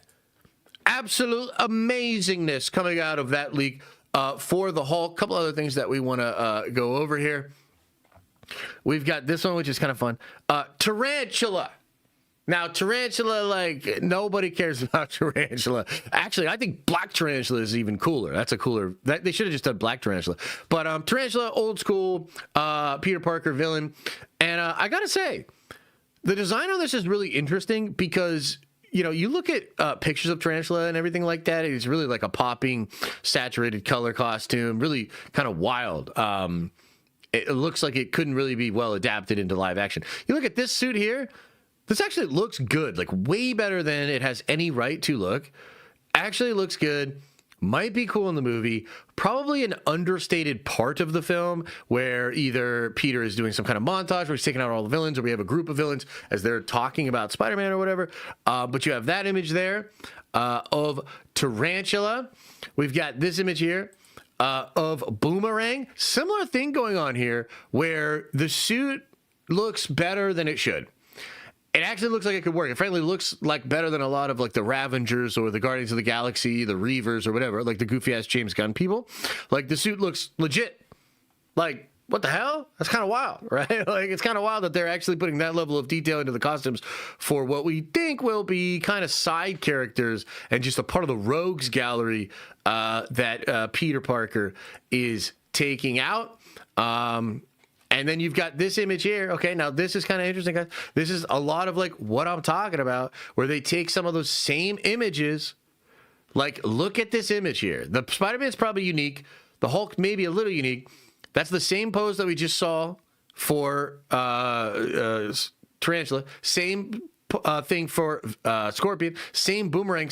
They literally just shrink them down, turn them into this thing for this image here. That's like a way that you can use those images and that kind of stuff, right? So pretty crazy. Let me see if I can find the Boomerang one, because Scorpion, because I think Scorpion's like a relatively big part of this. This is one of the, I think it's like the back of one of the promo boxes. Again, Hulk, Spider-Man, you got your Boomerang, you got the image of Scorpion there. And this all looks to be real. And again, you see how it's the same images. It's the same designs from those one images. When you get an official license or you do a licensing agreement with Marvel, you know, there are guidelines. There are things you get from them. There are, you know, assets you have to use, so to speak. So, yeah, just kind of interesting there. Let me see if I can find one of Scorpion, and then we're going to talk about some other stuff here. Because the Scorpion one's important, because it seems like Scorpion's going to be an important part of the movie here. Okay, here we go. Although this is one with the mask on. Hang on. Let me see if I can find it here. I don't want to put my personal copy up, you know? I want to find somebody else's copy. All right, I'm having trouble finding fucking Scorpion. But y'all have seen a goddamn Scorpion one. You know what the deal is. So, pretty cool stuff. We're getting a better idea for what is actually going on in this movie. And I think we'll probably get this trailer relatively soon, and I think a lot of the questions about what's going on with Spider-Man will be answered. Tombstone appears to be a pretty big part of the movie, maybe making a move on Wilson Fisk's territory, taking over in some ways. There seems to be some shots that show Tombstone and some action sequences with Peter. Yeah, so, you know, we'll just see. We'll just see, guys. And I think we'll get a lot more answers when the trailer officially comes out. There's some plot leaks out there. I don't really trust too many of these plot leaks. Yeah, I think they're just using stuff that has been out there before to try to make sense of it. But generally speaking, like, I think depression is going to be a thing in this movie. I think Peter's going to start to forget who he is. He's so focused on being Spider-Man. I think Frank Castle and Sadie's Jean Grey and the Department of Damage Control obviously has something to do with what's going on there. But there's a lot of gaps. There's a lot of stuff that we don't understand. And so I think we'll get some of those answers coming up here relatively soon. So the only other thing I'll say on the Spider-Man front is I'm really fucking excited for Spider-Man Noir with Nick Cage. And I think with the 1-2 punch of Spider Noir and then Brand New Day, and then potentially even season 2 of Friendly Neighborhood Spider-Man, Spider-Man fans are about to have a very good year. And I think they're going to have a really good time in Secret Wars too, because it seems like the Spider Boys will all be back. And we're going to get some catharsis and some ending to that story and stuff like that. And, there's the Toby Wolverine rumors, which are persistent for Doomsday. So this is about to be a crazy year. Like, dude, we're about to get Nick Cage Spider-Man. You're about to get Brand New Day. And then you're probably going to get Tobey Maguire killed by Wolverine in the first scene of Avengers Doomsday. What a year for Spider fans. So there you go. Guys, what are your thoughts, man? What are your thoughts, chat? What are your thoughts on the leaks? What are your thoughts on this year for Spider-Man fans? What is going on? It looks like Cyclops X Factor outfit. What? Calling it, this is the result of the Osborn Gamma weapons used on Hulk and possibly mutating Hulk and Spider-Man into Man-Spider. I personally do not think that's what's going on here, but maybe. Maybe. Please don't say vascularity. Look at the veins. It's so veiny. Do you think Spider-Man is going to die fighting Hulk in Brand New Day? Yes, I do. Yes, I do. Dude's finally going to get a proper body fat percentage. Hey, I've been hitting the gym. I've been working, okay? It's hard when you get as old as I am, and there's a lot of tasty snacks out there in the world. I fucking love chicken wings. Fuck you, dog. I'm trying. I'm just glad after decades we finally get to see Spidey grow up. Oh, hell yeah. Hell yeah. Toby might die, but Ben Solo lives. Damn, that's a rough statement, but true. The Exodus says, have you covered Shine, alleged Deadpool and Wolverine versus Toby scoop? Gary had mentioned Deadpool originally too. Kind of reframes that whole scene. Okay, fine. Okay, fine. Yes, I've heard of this. And yes, I have talked about it a little bit, but I'll tell you guys. I mean, look, I don't know how else to say it. I think Alex was being dishonest when he debunked that rumor. I don't know if I would say he's outright lying, but I feel like he was being dishonest. So let's track the entire thing, okay? So all of a sudden, all the scoopers start teasing Wolverine versus Spider-Man out of nowhere. Then all of a sudden, John Roca said, it was John Campea says, the beginning of the movie is going to be the coolest fucking scene ever. People are going to be so excited about it. Then all of a sudden, Gary from Nerderotic says, oh, you know what that scene is? The X-Men come into Toby's universe to destroy it, and they're going to fight against Tobey Maguire and Doc Ock Spider-Man. Okay? So then Alex, by the way, I said, oh shit, dude, I think Wolverine's going to kill Tobey Maguire because Chris Claremont said that Hugh Jackman Wolverine kills somebody really important. Then Alex says, Tobey Maguire Spider-Man does not die in Doomsday. Then he says no when somebody asks him if Gary's rumor is true. Well, here's the thing. Days later, Shine would confirm that Wolverine and Deadpool are sent to Tobey Maguire's universe to destroy it, and that the fight ends in tragedy. So, I don't know. You tell me, chat, with all of that stuff that's out there, who does it seem like is obfuscating the truth? Out of everybody we just talked about, who's the one person that seems to want to muddy the waters? It's Alex, and I don't know why. Like, I really don't know why. Like, is he really mad that, like, people are figuring it out? Fuck you, bro. The information's out there.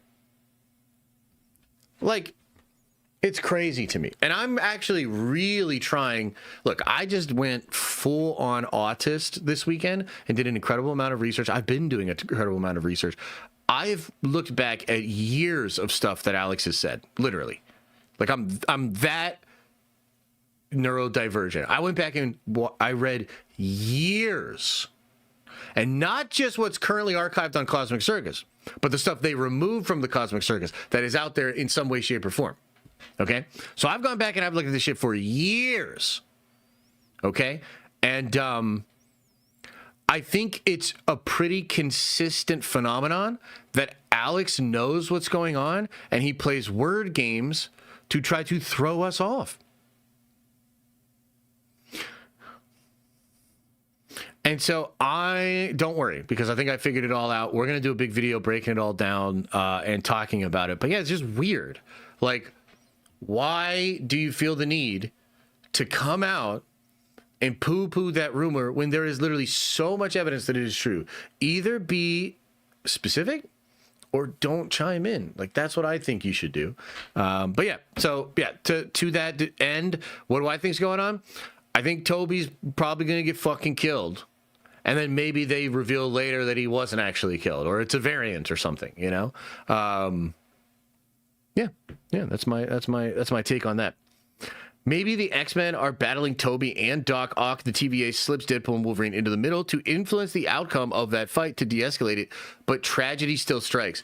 Yeah, look, there is certainly a piece of it that doesn't make sense, and that's that if what Shine is saying matches up to what John was talking about, then the Deadpool and Wolverine are working for that X-Men universe, and they are purposely going into universes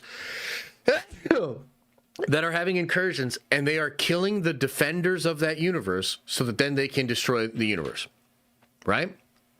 But what's up with the TVA element of this? Why is Deadpool and Wolverine working with the X-Men universe instead of working with the TVA? There is a part of that that doesn't make sense exactly, right? But I'm sure if we look back far enough and if we just try to use sense making and game theory, I think we could probably figure out the truth of it. Yeah. Really stoked to see Toby, period. I legit might cry if he dies. Yeah, I think the fight's going to be amazing. Wolverine versus Spider-Man is going to be fucking amazing, dude. That's going to be an amazing fight. Yeah, and maybe even it's Deadpool versus Doc Ock. That would be fucking crazy, too. That's a good fight, too.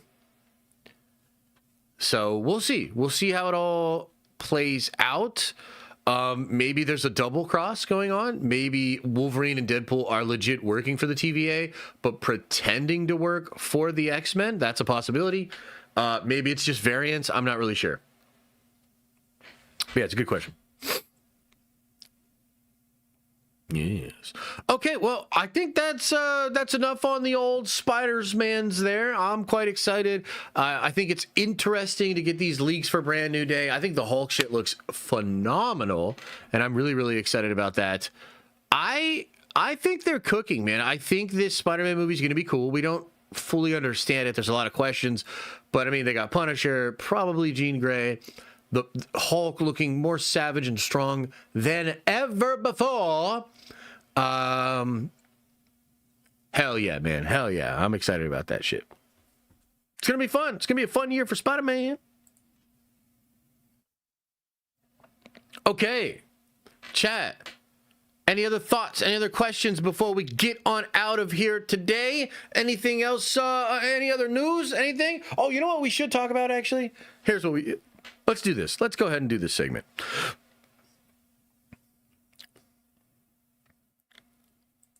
So I don't know if you guys have been paying attention to this, but it legitimately looks like Warner Brothers might actually end up at Paramount after all, dude. I cannot believe I'm saying this, but it started to come out. We talked about it a little bit last week, and it has done nothing but heat up to the point that actual board members are voting to take another look, to reconsider, to maybe go away from the Netflix offer. Now, apparently, the way I understand it is this. Netflix has the ability to match any offer at this point that Paramount would make. There have been enough of a movement and maybe, I guess, a in principle agreed to deal with Netflix that I think Netflix legally has the opportunity to match anything that Paramount offers, but there are ways that Paramount could offer things that Netflix could not, which I think is a part of the strategy that Ellison is trying to do here. But Bloomberg is literally saying that after the latest offer, Warner Brothers is considering reopening sale negotiations with Paramount. Can you believe it? After all of this hoopla, after all of this stuff with Netflix, after everything that's happened, it might still just go back to Paramount. I am fascinated by this, but we have been talking about a little bit here, a little bit there, just how the Ellisons will not let it go. I mean, they've done so many different things. They've tried to open up lawsuits. They've tried to say it's not fair what Netflix is doing. They've tried to offer even more money. The most recent offer was an incentive package that if the deal didn't get cleared by the end of the fiscal year of 2026, that they would pay like above the actual negotiated price extra money so that there's value given to the shareholders, even if the deal is being held up in the court, which is something that I don't think Netflix can really offer either. And I don't think it's anything that Netflix has currently offered, right? So I don't know, man. I'm fascinated by this. I think that at the end of the day, it doesn't change anything immediately for Gunn or DC or anybody. Like, they're doing Man of Tomorrow, they're doing Supergirl, Lanterns just got a logo, and maybe we'll see more about that coming soon. And then you got Clayface. But yeah, I certainly think whichever way this goes for Warner Brothers is going to be a big deal for Gunn and all of that. Don't really know. I mean, part of me thinks Paramount's like the least likely company to keep Gunn around. It seems like Paramount wants to do something different with the IP. Netflix felt like they were probably just going to let Gunn cook. Really interesting. So I guess we'll just keep following it. We'll wait for any more updates about it. Again, it doesn't really change anything in the immediate future with DC, but it could change the very future of DC just in general overall. We'll see. There were rumors about this new maybe DCU Batman guy. I don't even know how he started, but I saw a bunch of fan accounts or whatever posting about this one guy. He looks like he could be a good Bruce Wayne. But none of that will matter if this deal happens and Paramount decides to go in a different direction, which would be wild. So, chat, have you heard anything about this? What do you make of this? Do you think this is crazy? And what would you think, man? Like, what would you think if they did end up at Paramount? Do you have a dog in this fight? Do you care about it one way or the other? Paramount needs to put the fries in the bags. Yeah, and you know what's funny about that? So, like, a lot of people have been dogging on Ellison and really just making fun of them for not letting it go. And to be real with you, even I got in on that a little bit. And I'm like, oh, this is just like that clingy guy that won't let go, whatever, right? But at the end of the day, if they get fucking Warner Brothers, then we're all going to have to kind of eat crow a little bit. Like, we're going to have to, like, take it back and be like, shit, I guess that shit works, So oftentimes in the entrepreneurial world, you're wrong and you look like a crazy person until you're right. Then you look like a genius. So I guess we'll see. Paramount needs Warner Brothers more than the other way around. Their movie lineup is sad this year. I definitely think Paramount needs Warner Brothers way more than Netflix. Yeah, 100%. I would agree with that. What do you think, chat? Snyderverse coming back with Paramount. I don't know that you're going to get a Snyderverse with Paramount thing. And it's possible you could have got a Snyderverse thing either way. But yes, Snyder has a better relationship. Well, actually, Snyder has a relationship with both of them, but it felt like late in the game when there was more debate about this, it felt like Paramount was the more likely party, maybe because some of their ties to the Middle East, and obviously they're doing the UFC thing and the UFC movie that Zack Snyder's working on. It did seem like Paramount was maybe more Snyder-friendly, but yeah, you never know. The real reason why Paramount will get Warner Brothers, if you know, you know. I think you're speaking to, like, the politics of it all, but, like, I really don't think that's going to play as big of a role as people originally thought. Trump has kind of signaled that he's going to be sort of hands-off and let the Department of Justice handle it. They're sort of going through some things with Netflix right now being questioned by Congress, et cetera, et cetera. But yeah, I don't think the Department of Justice is going to step in either way. Snyder been low-key trying to make deals. Maybe. Hard to say. Hard to say what Zack... I mean, Zack's working on a couple of things. He's got that last Photograph movie, and then he's working on the UFC thing. So, you know, Zack's got a full plate as well. Somebody has to do Batman right if Matt version not sticking around. Batman is the perfect ground level hero to start to build the universe off of.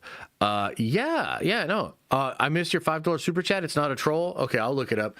Yeah, somebody has to do Batman right for sure, especially if Reeves is not going to be around. It looks like that Batman 2 movie is going to be fire, though. So either way, probably looking at a good Batman 2 movie there. And then we're going to have to, I guess, kind of wait and see on the rest of it. I tried to watch the first episode. Blame Carl. Did you ever see the leaked Mando action series, the AT-AT from Celebration? The action scene was pretty cool. I can send it to you. Oh, yeah, I've seen it. Look, that action sequence looks good. But if the movie amounts to just a bunch of action like that, I don't know that it's going to be enough. Like, it's super clean and it's super fun. But, yeah, I mean, dude, I don't know. Like, even when I saw that years ago, my reaction was kind of like, wow, that's clean. I mean, it looks good. But I don't know that I'm going to be like, I'm not going to be in the theater going like, oh, fuck yeah, this is it. And I'm certainly not going to walk out of the theater being like, they fucking did it. If like that's the bar. If that's the bar and they just meet that bar, I don't think it's enough, bro. I mean, what do you guys think? Y'all seen that action sequence? It's all right. I'd even go as far as to say it's pretty good. But it's not like actual John Wick level. It's not like on the level where I'm going to be blown away just solely based on the action itself. Is there anything you heard about Ahsoka Season 2? Have you heard... What? Do you think Rex will be introduced? I haven't heard anything about that. Yeah, I've heard stuff with Ahsoka Season 2. A lot of it I've already kind of put out there. There's new stuff kind of coming out, though. There's some interesting stuff. I haven't really checked back in with anybody because I don't really like Star Wars. So, yeah, I don't know. I guess we'll see. At this point, let Disney buy it and then let them have DC and Marvel. Oh, God, no. Oh, God, no. No. We need it as far away from Disney as possible. Disney needs competitors. Point is, the trailer should just lead with action. The point is, the trailer should just lead with action. Yes, I think the trailer should show you that it's going to have a ton of awesome action and be a big adventure, for sure. I think the trailer should show meaning, though. Like, the tricky part of Mando Grogu really is, like, I have no idea how this story could be important. Like, Darksaber gone. Mando future, all of that shit kind of figured out and sorted. Grogu not with Luke Skywalker. Like, I don't know what's driving the plot of this film. You know what I mean? And in that sense, I think the only thing this movie could be is somewhat of a side quest. Now, I know the Shadow Council and Thrawn's people are supposed to be like the real villains of the movie. And so it's probably just setting up the Shadow Council as more of a threat. The fact that they know that Thrawn is back in some ways, like maybe that's what it is, where it's like, oh, boom, it's connected to Thrawn's return. And now Mando knows about Thrawn's return in some way. And that's important because he's going to be in Dave's big movie and shit like that, right? Yeah. Action greater than beer? Yeah, well, it would definitely be better than the beer commercial. Yeah, 100%. Yeah, we'll see, brother. We'll see. It's tomorrow, baby. It's tomorrow. We'll find out tomorrow. We'll find out tomorrow. Yeah, this fucking Warner Bros. Thing is wild, though. This is pretty crazy. I would not be shocked if Paramount got it, but I think a lot of people would be shocked. I think a lot of people, including Ted Sarandis, are like, nah, Netflix got this shit. But, dude, the Ellisons didn't become billionaires for no reason. They're pretty crafty. They're going to use all the power and money that they can to try to get this thing. So we'll see. We shall see. We shall see. Luke Skywalker might be in the movie. Yeah, I think so, too. Hey, has Star Wars Meg been teasing that at all? Is she out there teasing that shit? She talking about that shit? She talking about Luke? Is that out there? Because I'd love for that to be out there. Still don't know exactly how it would make me feel, but it would be cool.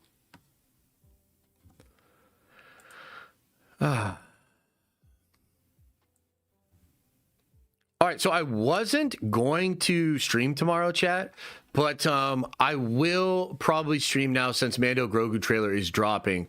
We'll do a reaction. We'll do a trailer breakdown. We'll talk about Star Wars and Mando Grogu. Maybe there'll be some other news that pops off as well. So we'll do that tomorrow, but I'll probably end up having to take Thursday off then because I got to lock in on some Unity work. And I'm also going to be working on that big video that I've been teasing out. So that should be coming out soon. Thick Thrawn? Oh, hell yeah. Josh, I think it would be cool to watch break down some of the old trailers, possible copyright, like OT Star Wars, Marvel, pre-MCU, Tim Burton, Batman, and compare them to the modern trailers. That's actually a fun idea. Yeah, that would be cool. What are your thoughts on the Lanterns logo? It looks cool. It's not out yet. I just saw it in theaters this weekend. What'd you see in theaters this weekend? What? Well, shit all over it, probably. The Lanterns logo looks fine. I don't know that I get much out of it. Let me pull it up.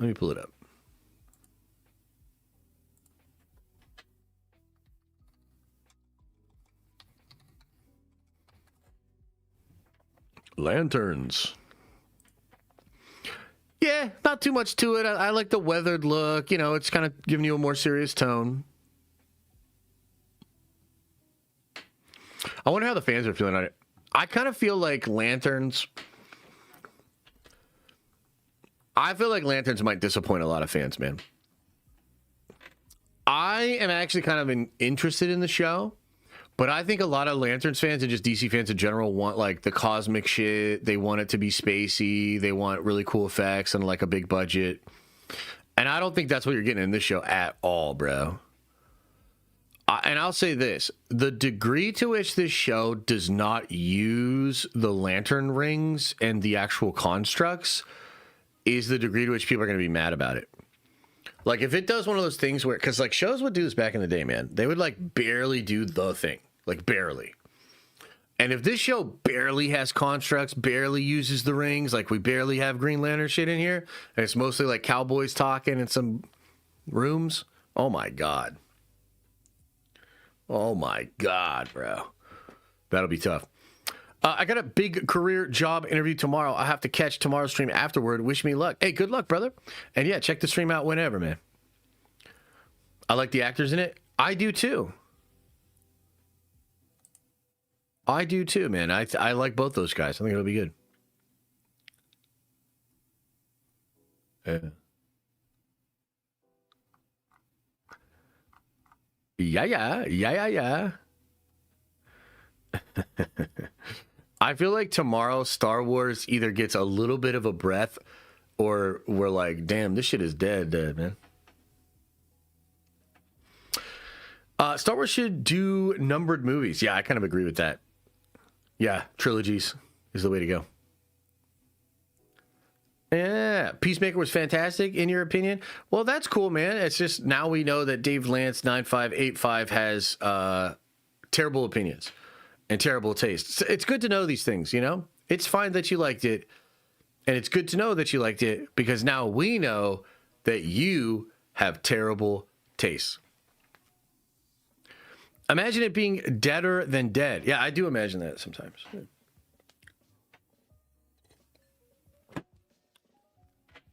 Bad opinions allowed, though? Oh, yeah, no, dude, trust me. If we didn't let people with bad opinions in here, I wouldn't have a community because you guys all have the worst opinions I've ever heard in my life. So, did you watch Fallout? Thoughts? Hell yeah, dude. Fallout's good.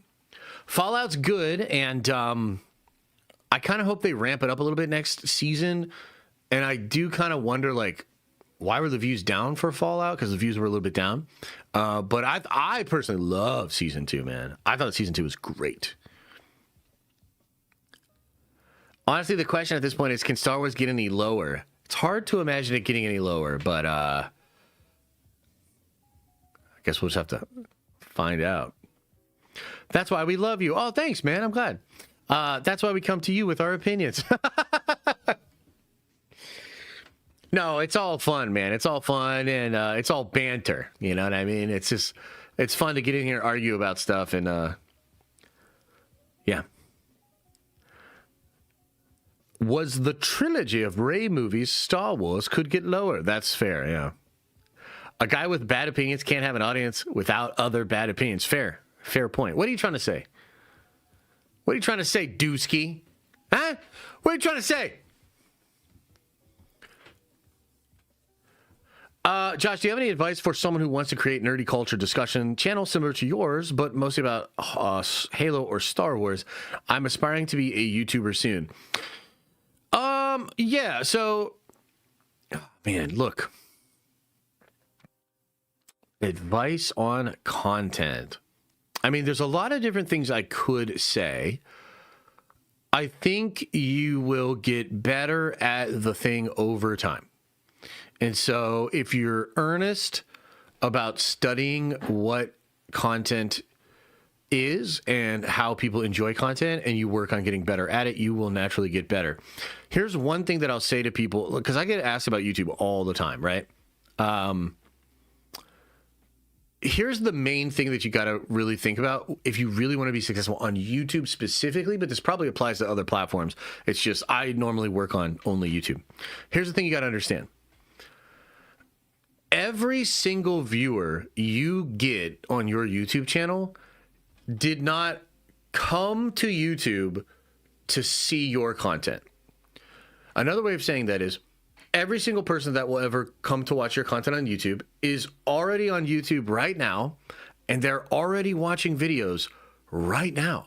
You're actually never going to get a totally new audience to YouTube to your videos. That would actually be fascinating if someone was able to do that. Like, I found 20,000 people that have never watched YouTube before, and I got them to watch YouTube, and they just watch my videos, or my videos were the thing that got them to watch YouTube, right? That doesn't happen. That's actually not how the platform works. But if you can really sink your teeth into that, you know, intellectually speaking, then you'll start to understand what YouTube actually is, how traffic is actually driven, and then you can kind of reverse engineer how to give value to people that are literally already on the platform, already watching videos about the things you want to make videos about, but they've not seen your videos because you haven't made them yet. That's an awesome thing if you can really understand what it means. But yeah, that's basically the advice. Daniel says, since there was no Super Bowl stream, when are you trying the Fury sauce live on stream? Asking for a friend. I don't know. I'll come up with something and then maybe I'll do it on stream or whatever. I actually almost did some hot sauce yesterday because I had a migraine. I had a really bad migraine yesterday. And I was like, sometimes like I feel like if you just put some hot sauce in your mouth, it actually helps with the migraine. But maybe I'm crazy. So don't try it at home. Mr. Super. Let's see here.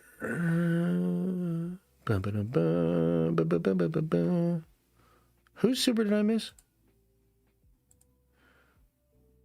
Oh, Jeremiah? All right, let's see here. I came onto the scene late for Star Wars, but I really appreciate Dave's work. Been patiently waiting for Iger and KK to go so that maybe he can cook. Much love. Yes, and then I got another one here from Matthew. I'll go over that in a second here, Matthew. Appreciate you. Yeah, I've been obviously a big Star Wars fan for a long, long time. I'm a fan of Dave's stuff. I'm just really concerned about where the brand is at, and I think they've just done a lot of damage that they're not acknowledging is real. It's really hard to like overcome a thing that you don't even know is a problem.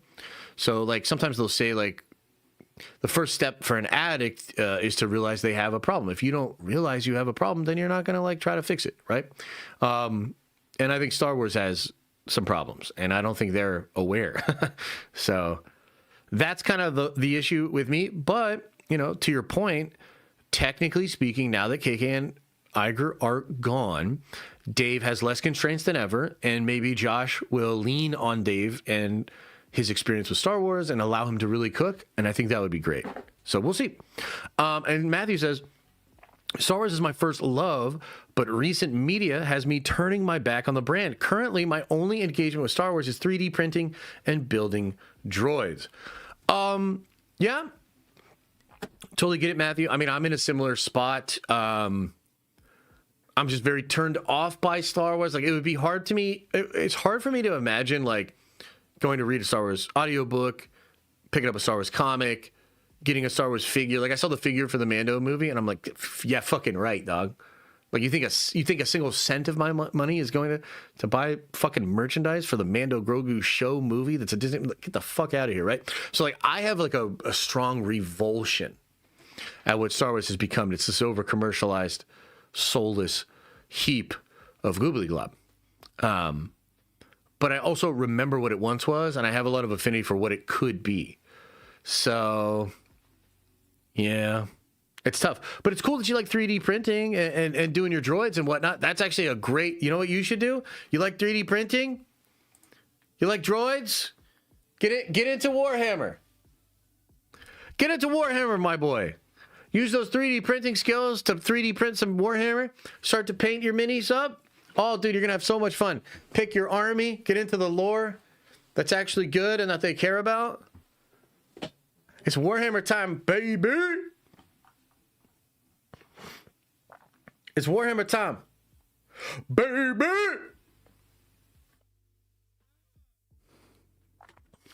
New Jar Jar comic is pretty good, not going to lie. That makes me want to throw you off of a very tall mountain cliff. Like, the Jar Jar comic's pretty good, not gonna lie. That makes me want to freak the fuck out. I'm gonna Hulk out, dog. Like, the sun is not getting real low.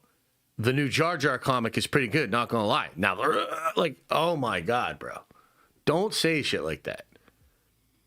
Like, the next time there's an opportunity to say some shit like, the new Jar Jar comic is pretty good, not gonna lie, say anything but that. Say anything but that. Keep it to yourself. Go tell it into your group chat with your homies. You know what I mean? Like, go make a newsletter, post a GoFundMe, do anything, but bring it up in my chat that the new Jar Jar comic is actually pretty good. Not gonna lie. I'm not gonna lie. Get the fuck out of here with that.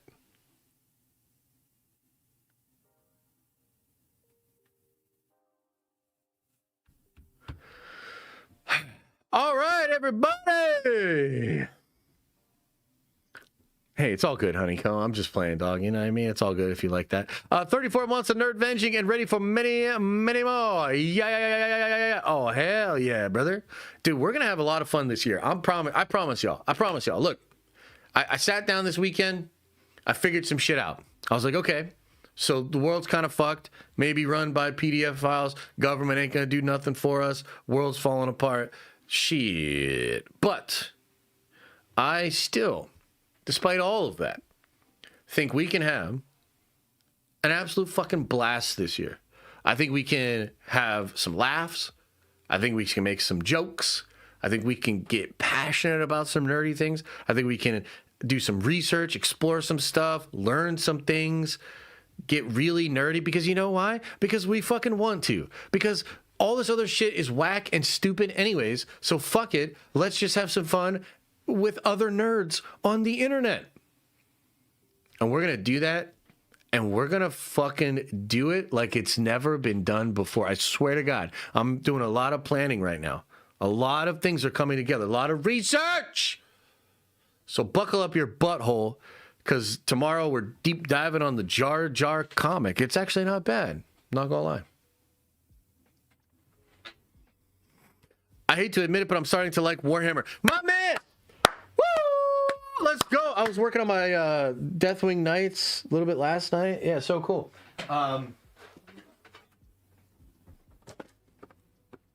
I actually have here, chat, a box filled with some Warhammer. Before we get out of here today, because we're pretty much done. Before we get out of here today, let's take a little look. Oh, look at this one. This one's so cool. That's a Verderus Praetor. It's actually a shield captain on a Verderus Praetor. Very cool. Mounted unit for the Custodes. Oh, what's this guy? Oh, what's this little guy here? That is one of my Dark Angels. I actually forget the name of these units, dude. He's got the Haywire Mine, so he could blow that up and do some mortal wounds. He's got scanners and all sorts of shit. I forget what these guys are called. Adam, what are those guys called? Oh, shit. Whoa. What's this? Oh, shit. A Deathwing Terminator? A Terminator done in the Deathwing style? Oh, so cool. What else we got here? Oh, shit. We got a Custodes Warden with the axe. Oh, dude, so badass. Oh, dude, looking so good there. Oh, yeah, looking so cool. What the fuck? This guy's got his arms broken. Clearly, this wasn't secured well. Holy shit. We're going to have to fix that guy later. Fuck. My little homie at? Oh, here's a Stern Guard veteran. Little Dark Angel Stern Guard veteran. Yeah, pretty cool. I know you guys are real excited about it. Tim O'Brien with a $20 holla. Hey, you gave me $20 on your birthday? That's crazy. I should give you $20. Thanks, man. It's my B-day. I have off today. Perfect time to nerd venge with you, Josh, and the community. Really grateful for you in this community, for real. Much love. Nerd venge for life. Ranch venge for life. Andor is boring. Rossi is a sock lord. Indeed he is. And I appreciate the Andor take. I see that you, too, are a man of culture, and that is awesome. So hell yeah, man. Happy birthday to you. Seriously, thank you for the love. Really appreciate the 20 spot. I hope you have a good birthday, man. I'm vibing, man. I'm feeling good. We got a lot of content to cook up. Look at this, one of the Inner Circle companions, guys. I mean, we could be here all day just talking about all these dope figures in this box here. So Tim, seriously, thanks, man. Much love. Shout out to the Warhammer Book Club in the Tower. Yes, and I am going to announce something official soon. I'm working on it, man. The beginning of this year has been fucking tough. A lot of stuff I thought would be done already is like, it's just like a grindy, and things haven't been going well. But I'm sorting it out. I'm figuring stuff out. And we're going to do a Warhammer Club. I've got a lot of Warhammer content I've been kind of planning. And I do want to start doing some actual Warhammer streams, full-ass Warhammer streams on this very channel. Can you fucking believe it? Full-ass Warhammer streams. Completely dedicated. We got to do another one where everybody finds their own army. We got to do one where we're painting. Dude, and I'm playing a lot of tournaments this year. Soon! Carl! Soon! I'm playing Warhammer tournaments this year. I'm going to win a Warhammer tournament. I actually really want, and I don't know if this is going to be possible, but I really want to win a Warhammer tournament before we go into 11th edition, which means I have to win one in the next couple of months, which means I better fucking play more and get better at the goddamn game. I thought you said you were going to have fun this year. What's with the Warhammer stream? That's exactly why we're doing it, so that we can have fun. It's one of my snipers eliminated here. One of the painted Dark Angel style, of course. One of the snipers. Pretty cool. Pretty cool with the cloak and everything. Real good there. Pretty cool. A lot of good stuff in here. Another one of those snipers. This is actually the sergeant with the carbine so that he can do the shoot and move. It's really good to do a shoot and move. All right, anyway. Rule 34 of Unity, my God. Let's just get Unity out normally first, and then you guys can handle the Rule 34. I mean, AI is pretty crazy these days. All right, everybody. Can we bring back Saturday morning cartoons and watch the Doom animated Avengers series? There's a lot of stuff I want to do, man. Part of it's like, you only have so much time. And one of the things I've found over the last year was like when you have two kids, you really gotta fight for every moment of time that you get. And therefore you really have to try to use your time very wisely. This is actually a big part of why I did walk away from the nerd theory thing. I know there was drama there, but at the end of the day, it's like a cost benefit analysis. I needed a certain amount to make it make sense. Otherwise, that's not a good use of my time because, dude, when you have two kids, like every bit of time you get feels like a fucking miracle. You know what I mean? So, we're going to make it happen. And there's a lot of stuff I'd love to do if I had infinity time, but I don't. And so I have to use what time I do have for work to give me the most leverage. You know what I mean? To give me the most leverage. So yeah, it's all good. Dude, but with that being said, another thing that I found that I feel very confident about this is that we will make the best content and we will have the most fun when I am the most calm and feel relaxed and we're in a good vibe. If I'm trying to do too much and I constantly feel like I'm behind, then the streams themselves are not going to be as fun. The videos aren't going to be as fun. We're not going to have as much fun. So I also need to kind of keep my spirit strong, you know? And that also means like not wasting time, not using time inefficiently, because that shit weighs on your spirit, you know? That shit weighs on your spirit. So, anyways, guys, much love to you all. I really appreciate it. We'll be back at it tomorrow after the trailer drops. We'll go live. Big video dropping tomorrow as well about Marvel. Clips will hit the channel later today. I hope you enjoy the rest of your day. Thank you for being here. As I always say, I hope you, that's right, you are having an awesome and a nerdy day. And I'll see you in the next video.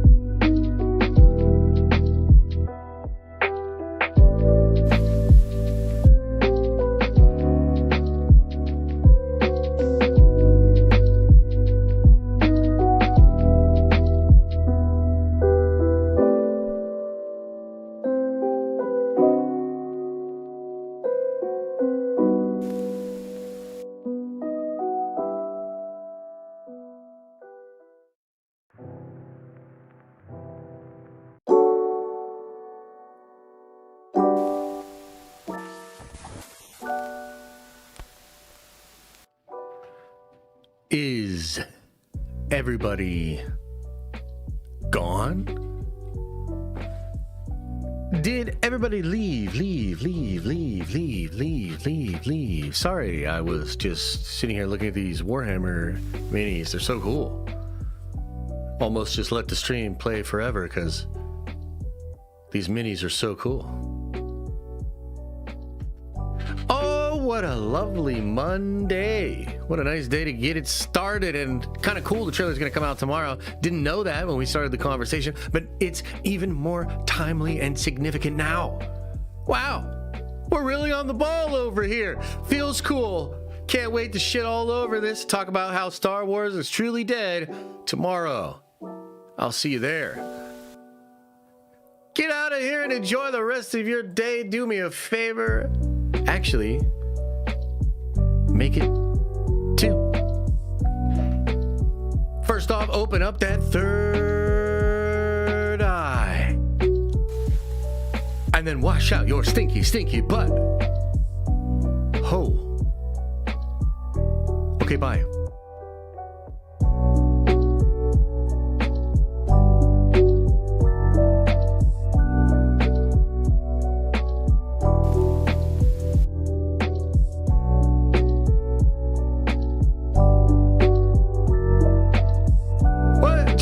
Says Warhammer's awesome. 59 months. Love Warhammer. Don't play Rivals. And keep talking about Warhammer. Okay, buddy. Appreciate you, Justin. Thank you.